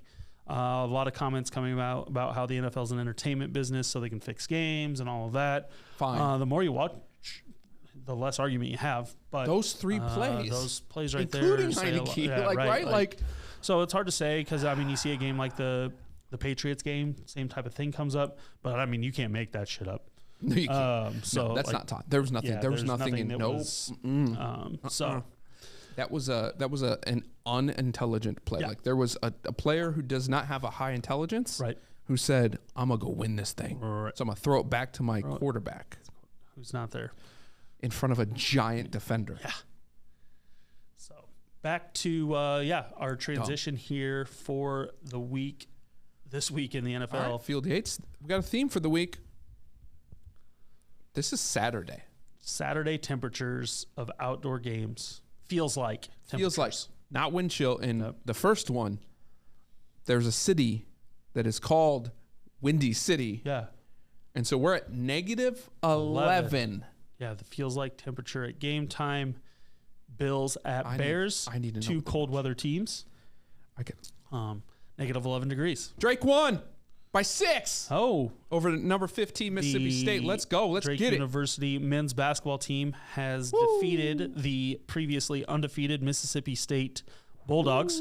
A Bulldog on Bulldog matchup today. Hey, Calhoun's getting hot. That's good. And they take out Mississippi State 58-52. Needed that for the old record. How about them dogs? How about them dogs? Needed that for tournament play, and also Mississippi State removed from the likes of the unbeaten. So, way to go.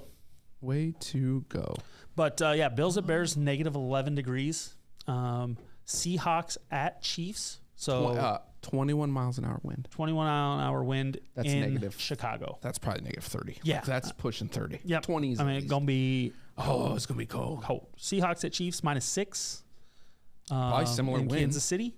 We're all in the same place. Saints at Browns. So, Cleveland. dome teams playing outside in negative degree weather. Yeah. How's that going to fare? Yeah, Saints at Browns, -9. Whew. Texans at, we're getting into Tennessee. This is, Tennessee, Nashville. Nashville at 5. it's 5 degrees. Baltimore, 7 degrees with the Falcons coming to town. Raiders at Steelers, so Pittsburgh, -4. From a Vegas team Yeah. playing at home? You'll see the trend of weather as we get into our picks here, but You said it best early on. Right here. Under. I said under or too cold to tackle. You tell me. I don't think it's ever too cold to tackle. Okay. I'd rather hit you harder, make you not want to run. All right. But That's the only way to stay warm is keep running. yeah, but like it does suck as a defensive lineman when it's cold because like the ground's hard, so like you're skating. Right. Like legitimate skating. Yeah. But that's also hard for receivers to cut. It's hard for Pass blocking. Yeah. there's it's hard for everyone. It's hard for everyone. Which therefore Except for quarterbacks because they have all the hand warmers and everything. The it's ball's fine. like heated from the inside. It's crazy. Yeah. Funny story about that, actually, as we get into the game picks for this week. So they have the hand warmers built into the jerseys now. Josh Allen had one on last week, and I think I was watching. This is my brother's like, "Oh, that'd be cool if we had something, like a shirt like that, with pockets in it." And I'm like, you mean like a hoodie? And he's like, well, yeah. He's like, but with hand warmers in it. I was like, well, I got some hand warmers. We just throw them in the hoodie pocket. Like a hoodie? I was like, that's not a market we have pinned down yet. Yeah, I think it's out there already. So it was a great effort. I mean, you see it. It looks. Yeah, and you say something. Yeah, and he's like, and you went, ooh, I should have said that one. Yep. He was wearing a hoodie. That was why it was real funny. That's hilarious. So, all right. NFL Week 16. Before we'll get our picks in here, and then we'll jump back into the playoff predictor as things have just become more and more crazy. Absolutely as we get unreal. Down to the final weeks of the NFL. First game, Thursday Night Football this week. Zach Wilson is starting. A real barn burner. We've got the Jags coming from Jacksonville, warm weather team, -1.5 on the road in New York, New Jersey, as it 90% chance of rain. 90% chance of rain, but 48 degrees for the high that day. So Thursday night, probably a little lower than that. Not bad, but you're going to get rain and cold. I think that bodes well for Jacksonville. They're used to playing in rain. Yeah, I mean, and it's not going to be so cold unless you got the front moving in Thursday night. Just depends on when that cold weather's coming in. It also could switch to snow. Let's not get crazy. It could. Zach Wilson starting for the Jets. Obviously, we've got Trevor Lawrence continued his hot streak, specifically in the second half last week against Dallas. 37.5 being the total tells you all you need to know about what they think the weather's going to do. Jags can score a little bit. Jets with Wilson have been anemic. Running game's been okay. But, yeah, Vegas is not seeing a lot of points here. I don't blame them. The Jets have just not been able to win games. Zach Wilson is not the answer. No. If Mike White was playing, this is a different conversation. Yeah. So I think we're both it's a on pick game, basically. So both on Jacksonville here, and it's 1.5. So we will take them money line and the spread, and 37.5 in the rain, but fairly. What did it give you? About 10 to 15 wind? Is that what I saw? 11. Yeah. So wind maybe a factor depending on how cold the wind is. This is tough on Tuesday, by the way. Luckily, it's Tuesday to Thursday. Here's the thing. It's Thursday night. And you have to ride with it. And it's an under. Good luck! Be prepared for disappointment next week. They'll score 60. Yep. But, this feels like whichever team can get a little footing and run the football. Don't love the Jags on that because they've actually been more efficient throwing. But I don't have any faith in the Jets to be able to do anything. Does it become more of a defensive battle? Likely, yes. Jets, Jags defense both have had their ups and downs throughout the year. Jets probably a little more consistent, but got to trust that Trevor Lawrence and that offense are able to do enough to win by more than 1.5 and get out of New Jersey, as it were, with a W. So next up, we jump into your Falcons going to the frozen tundra. No, good news is of Baltimore, not Green Bay. Good news is we're a running football team, so bodes well in the cold. Mm-hmm. Rookie quarterback who's played in cold, so it. What was this? 9 degrees? Yeah, I think so. Yep.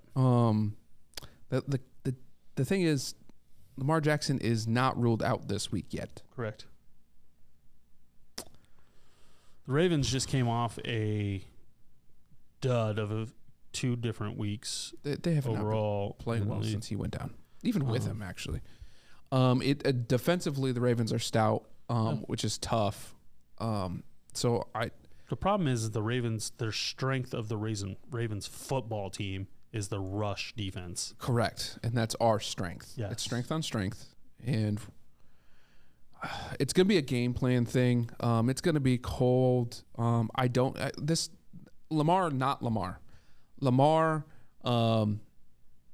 Ravens are going to win, but Lamar, the spread comes into play for me if Lamar's playing.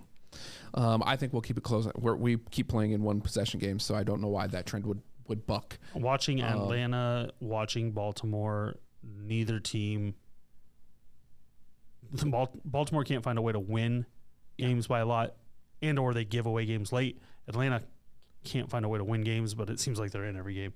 7.5 seems like way too many points. I think we're both on Atlanta covering. How is it that many points with low score in the cold? Doesn't make any sense. It doesn't. Unless I think we talked about it though. I think it's dome team on the road in December, and you're starting a rookie quarterback. That's true. He played in Cincinnati though, so it's not like he's. It's not him. Yeah. And we're a running team. I think it's different. It's a different dome team than others. So yeah, Baltimore, Atlanta. 37.5. I mean, the thing is, I can easily see a 20-17 game, but I also could see a 9-3. Like this game's under for me all the way. I don't see a way that either team scores. There's nothing that shows it to me at this point. I think Atlanta's going to win. Not strength on strength.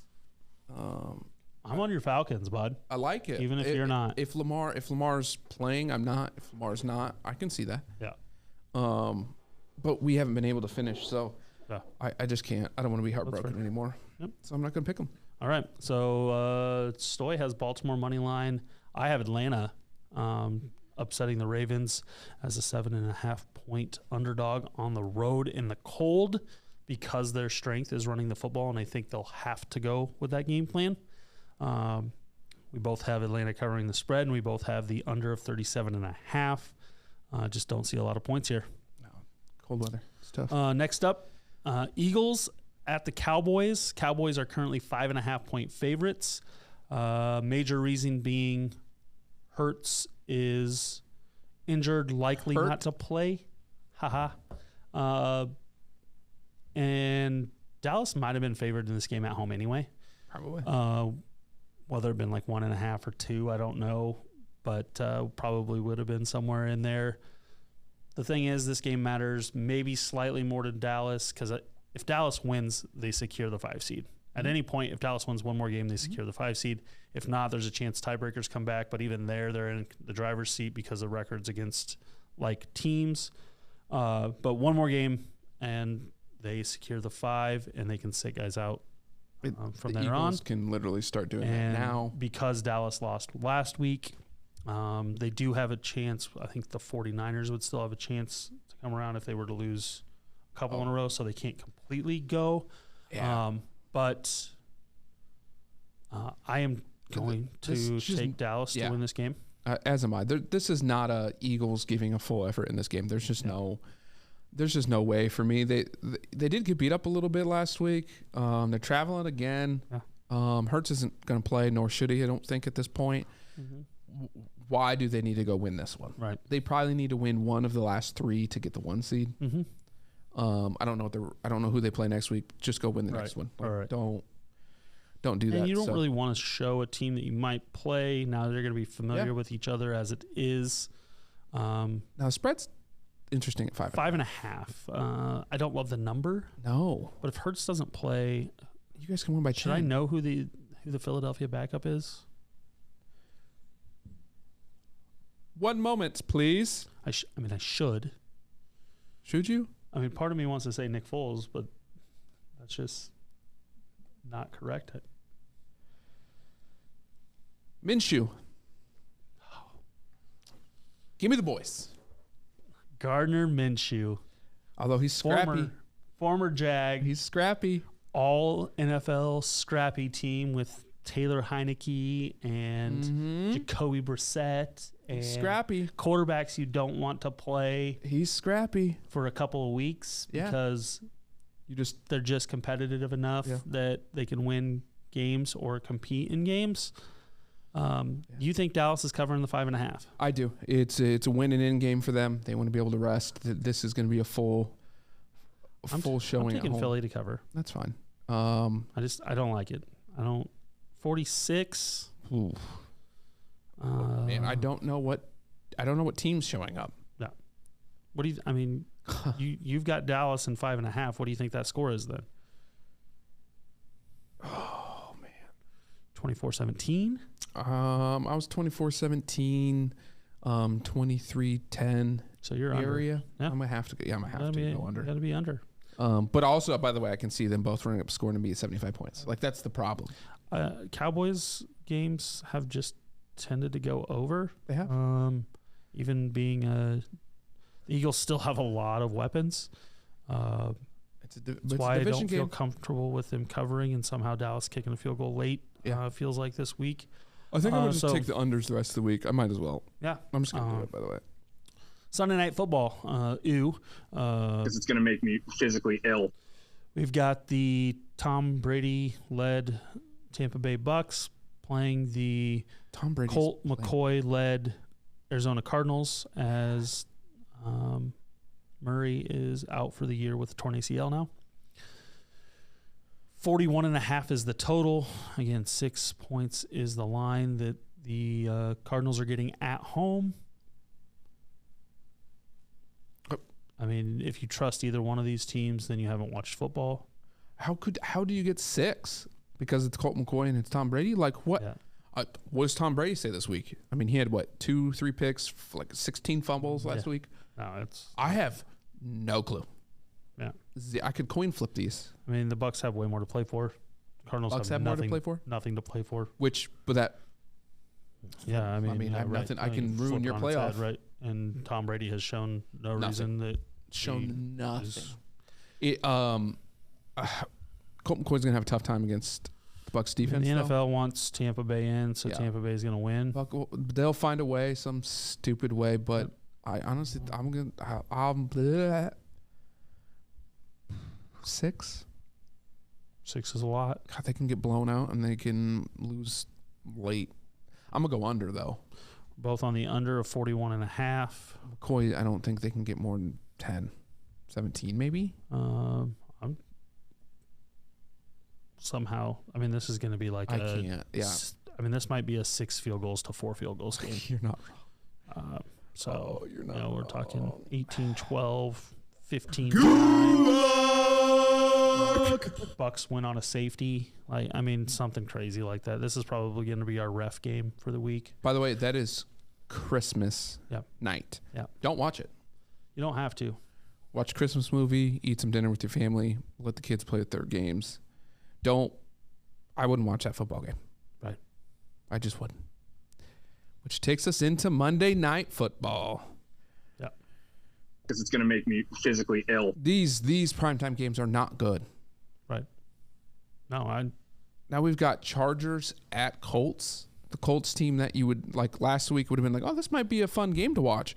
The team that, gave up the biggest lead in NFL history. Yeah. Against the Chargers, who hot and cold playing. But I mean, Chargers won the game. They have more to play for. Yeah. And the Colts will. They lost their running back for the year. 3.5. I don't. You're on the road. It's in a dome. The Chargers have to cover the spread of 3.5. Yeah. Give me the under. Stoy will take the under at 46.5. Although I like this over, but at this point I will take the over as I think the Chargers get to 31 or 35 and a couple of touchdowns in there. This is like a 30. What the hell are you kidding? The Colts are going to get to 20-something. It's like a 31-17, 31-21 type of game. So over 46.5 for me. I'm going all unders. Let's you got get the it. Unders on the week, and we will go into best bets. Best bets. And the real question this week is, what does the 5 under parlay pay for you? Because I think that should be your DGen pick. I'm all about it. I'm sure it's more than plus 200.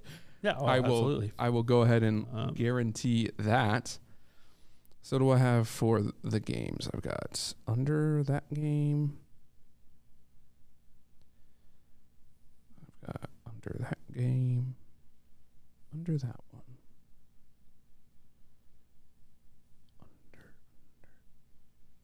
Wow. Just plus 2,438. Oh.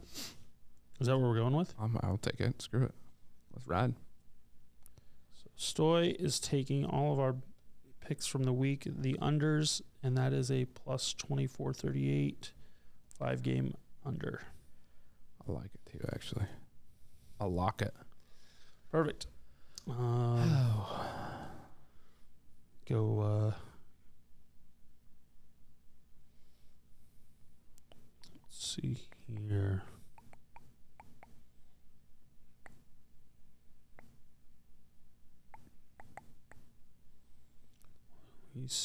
What do we see? Are you going D-Gen or are you? Yeah, I'm going to go All right, D-Gen. The Cardinals are plus 235 to beat the Bucks.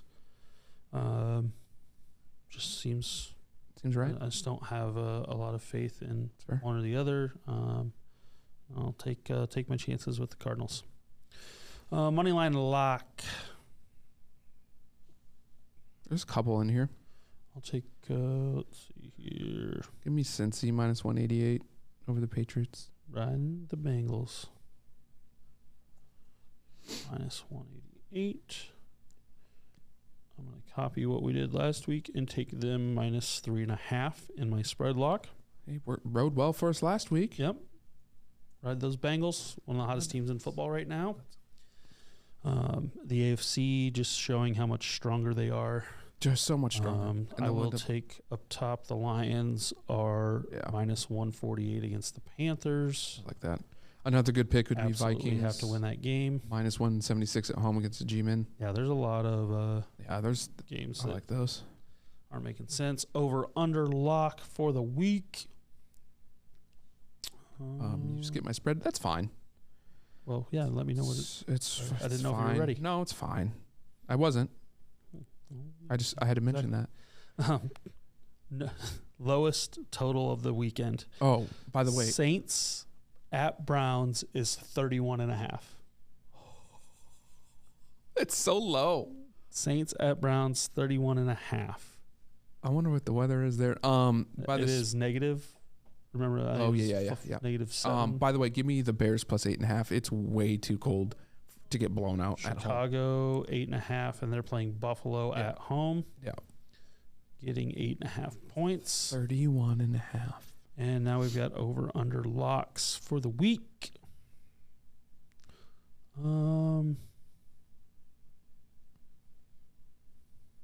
Oh, yeah. Under 48.5. Dolphins Packers. The Packers scoring was a fluke. Like, let's not get crazy with this, people. They're not going to score 24 again. And even if they did, they won't. Let's just be real. Miami, Green Bay, under 48.5. I like that pick. Gosh, there's so many low-scoring teams. I wonder if weather's a factor. I think I'm going to go Houston, Tennessee, 37.5 under. Oh. That game, Tennessee, cold. Right. Both teams want to run the football. Houston's actually played pretty well on offense, but in that weather, it's different. Tennessee needs to win. I think they're just going to ground and pound. I don't see the Texans scoring much in that weather. Don't like what they're doing with a dual quarterback system that they implemented against the Chiefs.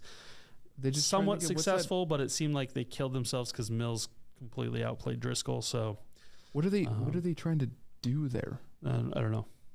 I have no idea. Like, Mills is good. He's a average quarterback. Like, he's good enough. And he had a scramble for a touchdown, so it's not like he can't move. Right. So whereas every time Driscoll came in the game, he was moving. Played it like a college football or college system, and the Chiefs just knocked the shit out of him. Right. So Houston, fix your shit. Best bets for the week. You want to recap us there? Yeah. Moneyline locks. I've got Cincy minus 188. Cole's got the Lions at minus 148.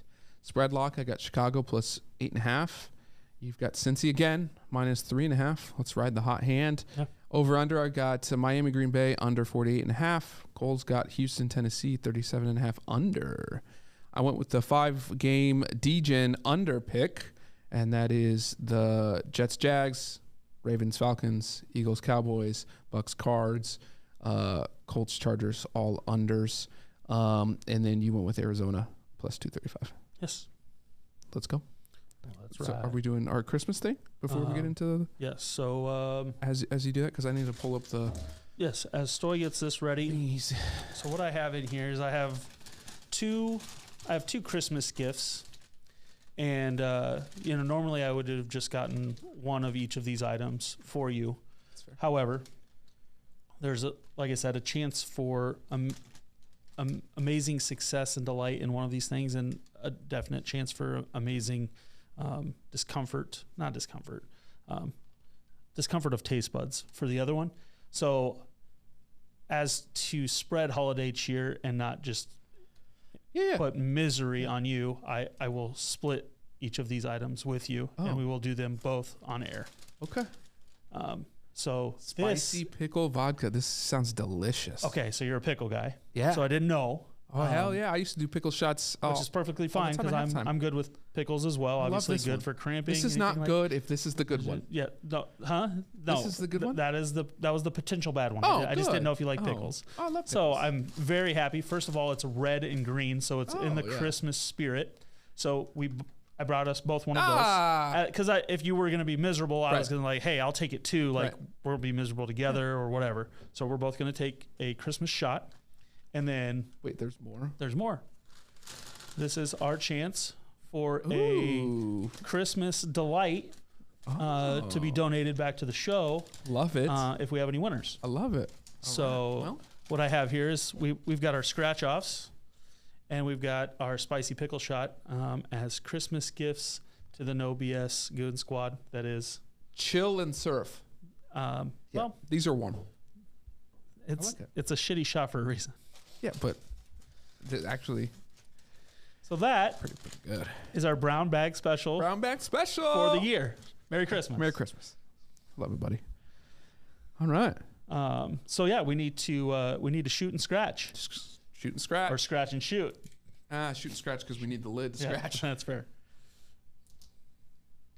That's So this is the original pickle shot, natural flavored spicy pickle vodka. Des Moines. Yeah, straight out the hood. Holy shit. Who Got a are lo- you? Love that. Love that. Whoa. Wow. Here we go.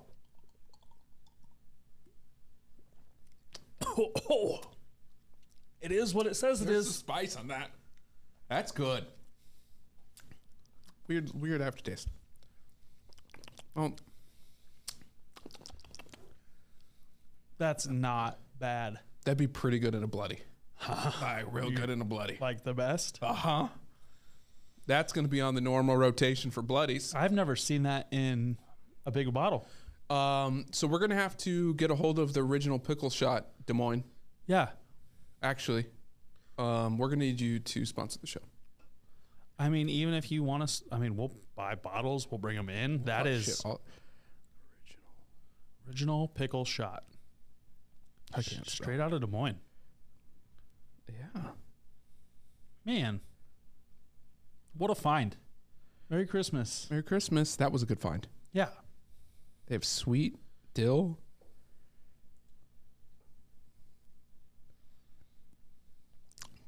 So, why did that just now come to us? Think about all the local places. Yeah. We need to package it and just say, Drink Des Moines. and have them sponsor and pay for the show. I mean, yeah, at least some type of kickback. And it will go half into our kitty and donate, and the Yeah. other to pay for this stuff. All of the beautiful things we have here. Oh man, there's a lot too that I know. Oh boy, Yeah. what a great idea! I need the lid. Yeah. All right, here we go. Let's win some All money. right. Here we go. Game. Like, do you just? Oh, it probably has to match. I assume. I should have probably read the instructions. How's that working for you? It's not working for me. Well, it's working pretty good for me. I should probably read this first. The Santa hat win Scratching the whole card. reveal 2. I don't have a Santa hat. Come on, the whammies.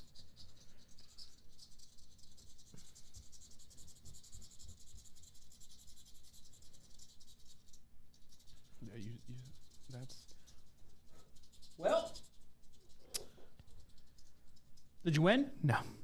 I like how you can just like do this one and not even scratch them Yeah, off. once you always scan your cards, even if you didn't think that you won. Because you just. It really, it just tells you your QR code is the determinant. The problem is on my card, this doesn't scratch like. Oh no, I just scratched my QR code. Well, so winning number meaning you probably had to match it to 12. Winning number is 12. I have an 18, an 8, a 13, a 14, and a 20. Mine are to match. Yep. I have an icicle and a candle, Yep. a deer and a bow, Mm-hmm. stocking and a mitten, and a snowman and a tree. Yep. Yeah, that didn't work. But I like that. Love that idea. So and we just came up with there how was. we're reaching Yes, out to we came sponsors out. next year. So. Sponsor rich and money poor. Yep.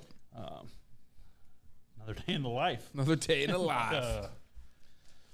Yes, This the lingers original longer, pickle shot. and it's spicy. The spicy one so far, This is spicy, but you said there's also sweet And and dill. dill. and probably dill's probably. But I mean, that's got to be just a staple in a Bloody Mary. And so I will be, my family, specifically my wife, likes Bloody Marys. And so I'll be picking some of that up and doing some Bloody Marys over the holidays here. That's Because really. you can't go wrong with that. We got to get the owner on. So I'll get the owner on the well side, and then. yeah, see. Oh man, that's good. Okay. That's good stuff. Good stuff. All right. All right, here we Here are. we are. Playoff predictor to round out All right. our Christmas show. Week 15. So I'm gonna bring up I'm just show you what we had from last week. Well, Okay. Kansas City, 1 seed, 2 seed Bengals, 3 seed Buffalo, 4 seed Tennessee, 5 seed Chargers, 6 seed Miami, 7 seed Baltimore on the AFC side. Yeah. Clearly, if you guys don't know that, then I don't know what to tell you. Yeah. NFC side, we've got Philly 1, San Francisco 2, Vikings 3, an NFC team 4 at the Bucks, Dallas locked in at the 5, Washington 6, and Detroit. Yep. Detroit, what? Let's go. I just love Detroit in there. So those were our NFC. what we thought our final projections would be. So let's see how they are playing out as of the results from Week 15. So far, they are the only flip, I think. It's over here. The AFC, we had all of the teams in, a little bit of flipping and seeding. Oh boy. Okay.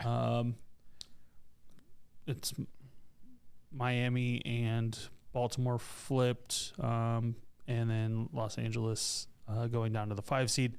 Again, those things still to play out, but all 7 AFC teams still predicted to be the same.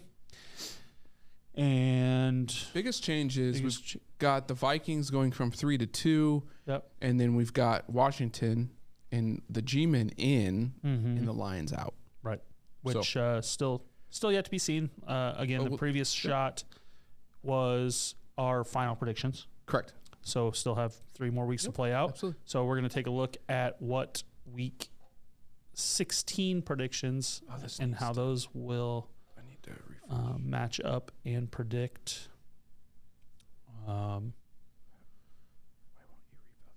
Or project towards our final All right. items here. So this week we have Jags at Jets, and I think we both picked the Jags. Sure did. Houston, Tennessee. Both got Tennessee. Absolutely. Niners, Washington. I don't Niners. see them losing at home. Falcons, Baltimore. We split, but I would lean towards Baltimore. Okay. We can toggle that one on off. That'll be fine. Lions, Panthers. I think we both have the Lions. Yep. Boys, Eagles. We're gonna go to the Both have boys. the Cowboys. Again, I don't think that matters. Raiders, The other? Steelers. Nobody cares. Steelers at home in the very cold weather. Absolutely. Bills, Bears. Bills find a way to win that game. Correct. Browns, Saints. Browns. Again, nobody cares, but I think the Browns find a way to win at home in that weather. Packers, Dolphins. Dolphins. I don't see the Dolphins losing that game. Yep. of the shittiest Sunday Christmas game possible. Yeah, Merry Christmas. Broncos, Rams. If Santa were to shit in your stocking, it would be better than this game. So I'm going to give them a tie because I can't. It just doesn't matter. Seattle at Kansas City. Again, a cold weather game. Seattle hasn't proven they can run the football. Kansas City has started to run a little bit more. So I see the Chiefs finding a way to win that game. Giants, Vikings? I can't. I'm not picking against the Vikings, but yeah, I mean, it's got to be Vikings. Yeah, just because it's at home and they're going to be high off what they did. I get it. I just don't know if I don't think the Giants can score anymore. I think they've lost that. Yeah, but they can score against the Vikings.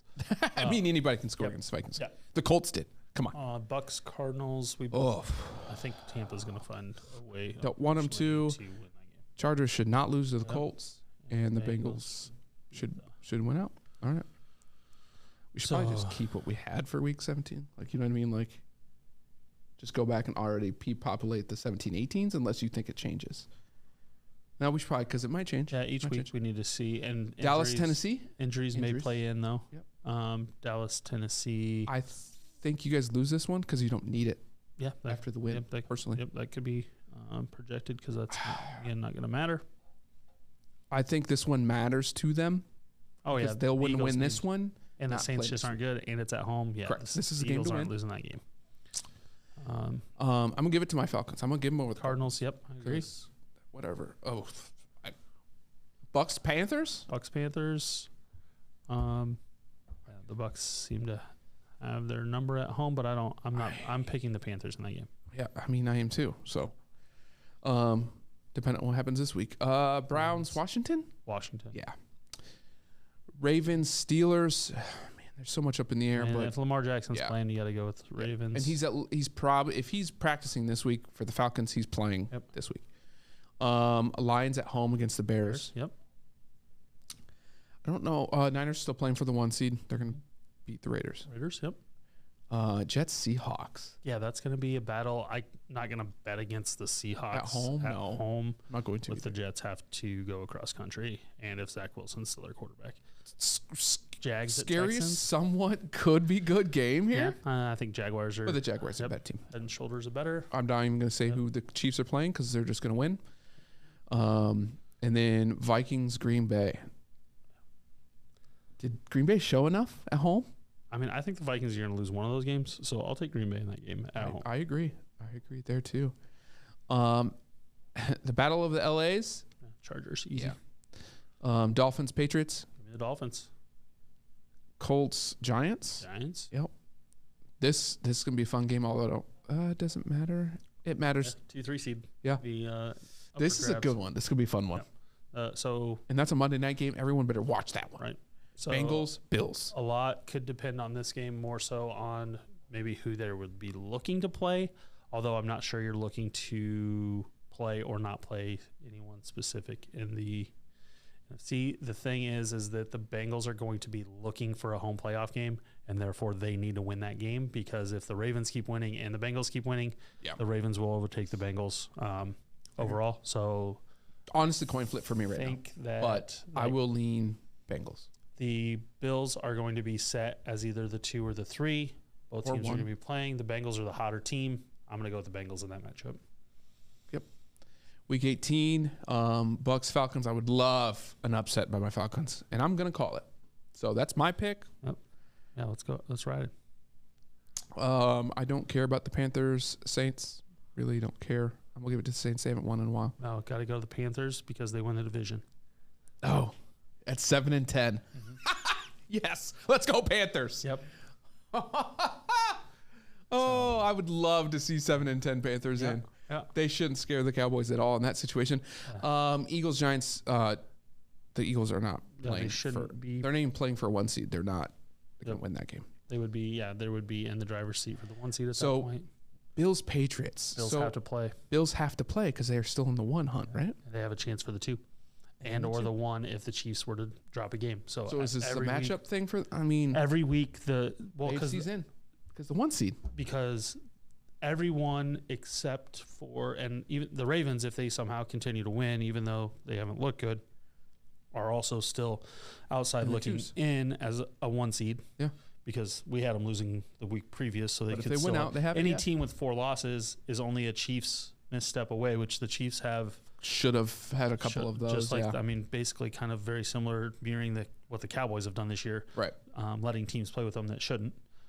So they're a misstep away from the 1 seed. So that's why the Bengals have to keep playing. That's why the Bills have to keep playing. The Ravens just have to try to find their mojo, so they're going to keep playing. They're going to keep playing. And the Chiefs have to keep playing to keep the 1 seed. Absolutely. So like that, the AFC is going to play out till the end. Is that you think that ends up being a detriment in the Super Bowl run? I mean, AFC is stronger than the NFC. We can all agree to that. Only if an injury is to occur, but ultimately, I don't think so, because these teams are used to playing it. Now, a 1 week bye is fine, but these teams are used to playing week in, week out. Not 2 weeks. So they don't need a 2 week break or a 3 week break or anything, in my opinion. Vikings, Bears. Vikings are still playing for 2 seed. Yeah, but I like the Bears at home in that one. Okay, I'll ride with what you're thinking. Yeah, Steelers at home against the Browns. Yep. Dallas would be playing for nothing. Absolutely. And Washington's playing for a playoff spot. So Washington. Yep. Ravens, Bengals.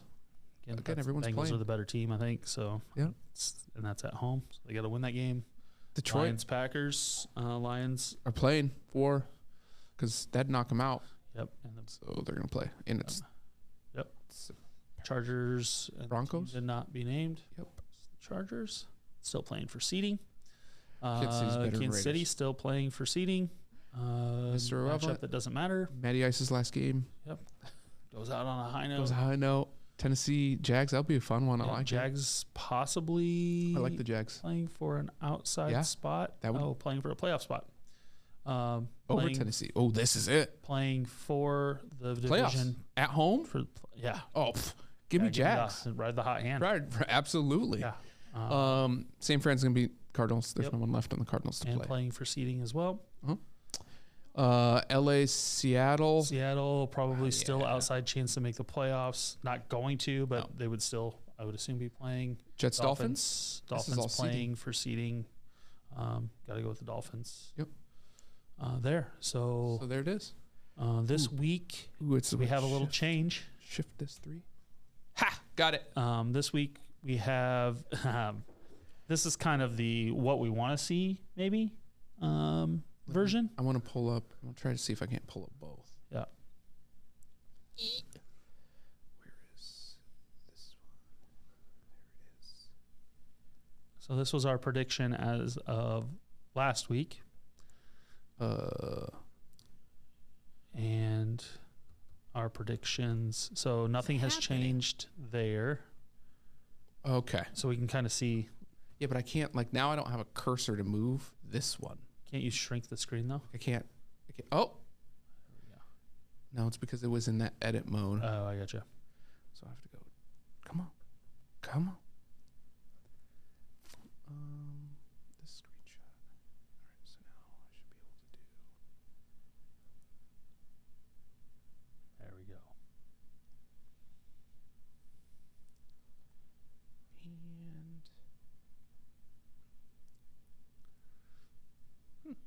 a little bit smaller. Well, to be fair, we'll just go one side. We'll go AFC, NFC. Yep. So, our predictions in the AFC remain the same. Original, except for the Jags. The Jags sneak in over Tennessee. I like that way better. Yep. I really do. I mean, that's just a more fun team to watch. And then NFC, it looks like at least one team is different. It looks like we have the Giants sneaking in, and also the Panthers.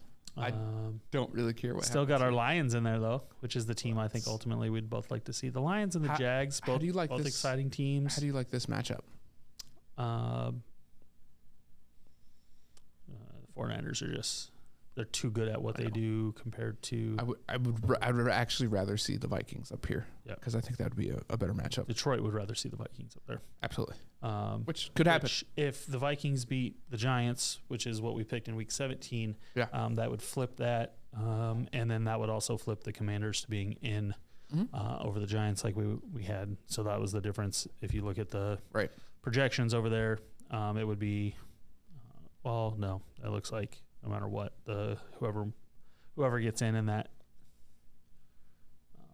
Giants and This could flip. Commanders would be, but there's still a pretty decent chance that the Vikings win out. The Vikings are going to be favored in their last 3 games. So This keeps happening. Mm-hmm. Yeah. They can't like that. No. They can't like that. I mean, these are all division games right here. They Right. can't like that. Yeah. I don't care if you're Buffalo. You just can't like it. Right. No way the Chargers are going to like going to Jacksonville. Right. Here, I have Jacksonville winning their first playoff game in forever. Yeah. Remind me, I have to clean those cards off because that's already yelling at me for being low. All right. But yeah, this is where we at. This is where we ended week 15, going into week 16. So next week, we'll have one more week going in, have a lot better idea, but that AFC playoff race is going to come down to the last week, and NFC 1 or 2 spots definitely going to come down to the last week. So exciting football going into the playoffs, and then the parity this year is unlike what we've seen in the past. Not that we haven't seen upsets or anything, but just throughout each week, teams have shown strengths and weaknesses that show vulnerability, and also show that they're building teams that are building that might not be in the upper seeds. So absolutely going to be a great end of season and then great playoff run, entertaining. And the only thing I hope is that the refs don't ruin it. And it's sad that it has to be mentioned, but it has to be. Yeah. Because it has literally happened in every weekend. It has. So by the way, the Falcons are still in it. I just want everyone to know that NFC South is the best division in football. If you were playing golf, if you were the only division, if you were the only division in football, it would be the best one. It still might be the worst. But hey, happy holidays, Merry Christmas. We'll see you after Christmas, by the way, before the new year, and we'll get into more college football at that point. We got a lot of bowl games to go there. Yeah. But enjoy time with your family. Obviously watch some football. There's a couple games on Sunday you should probably partake in. Eat a lot of food. Enjoy. Stay healthy. A lot of sickness going around, so and a lot of good health to everyone who's not healthy. Wishing sustained health to anyone who is, and also we talked about weather, but the weather in our area is going to be we're talking negative 40-degree wind chills, blizzard-like conditions for a couple of different days here to in the week. So safe travels. If you know someone in need, make sure they're taken care of. Absolutely. So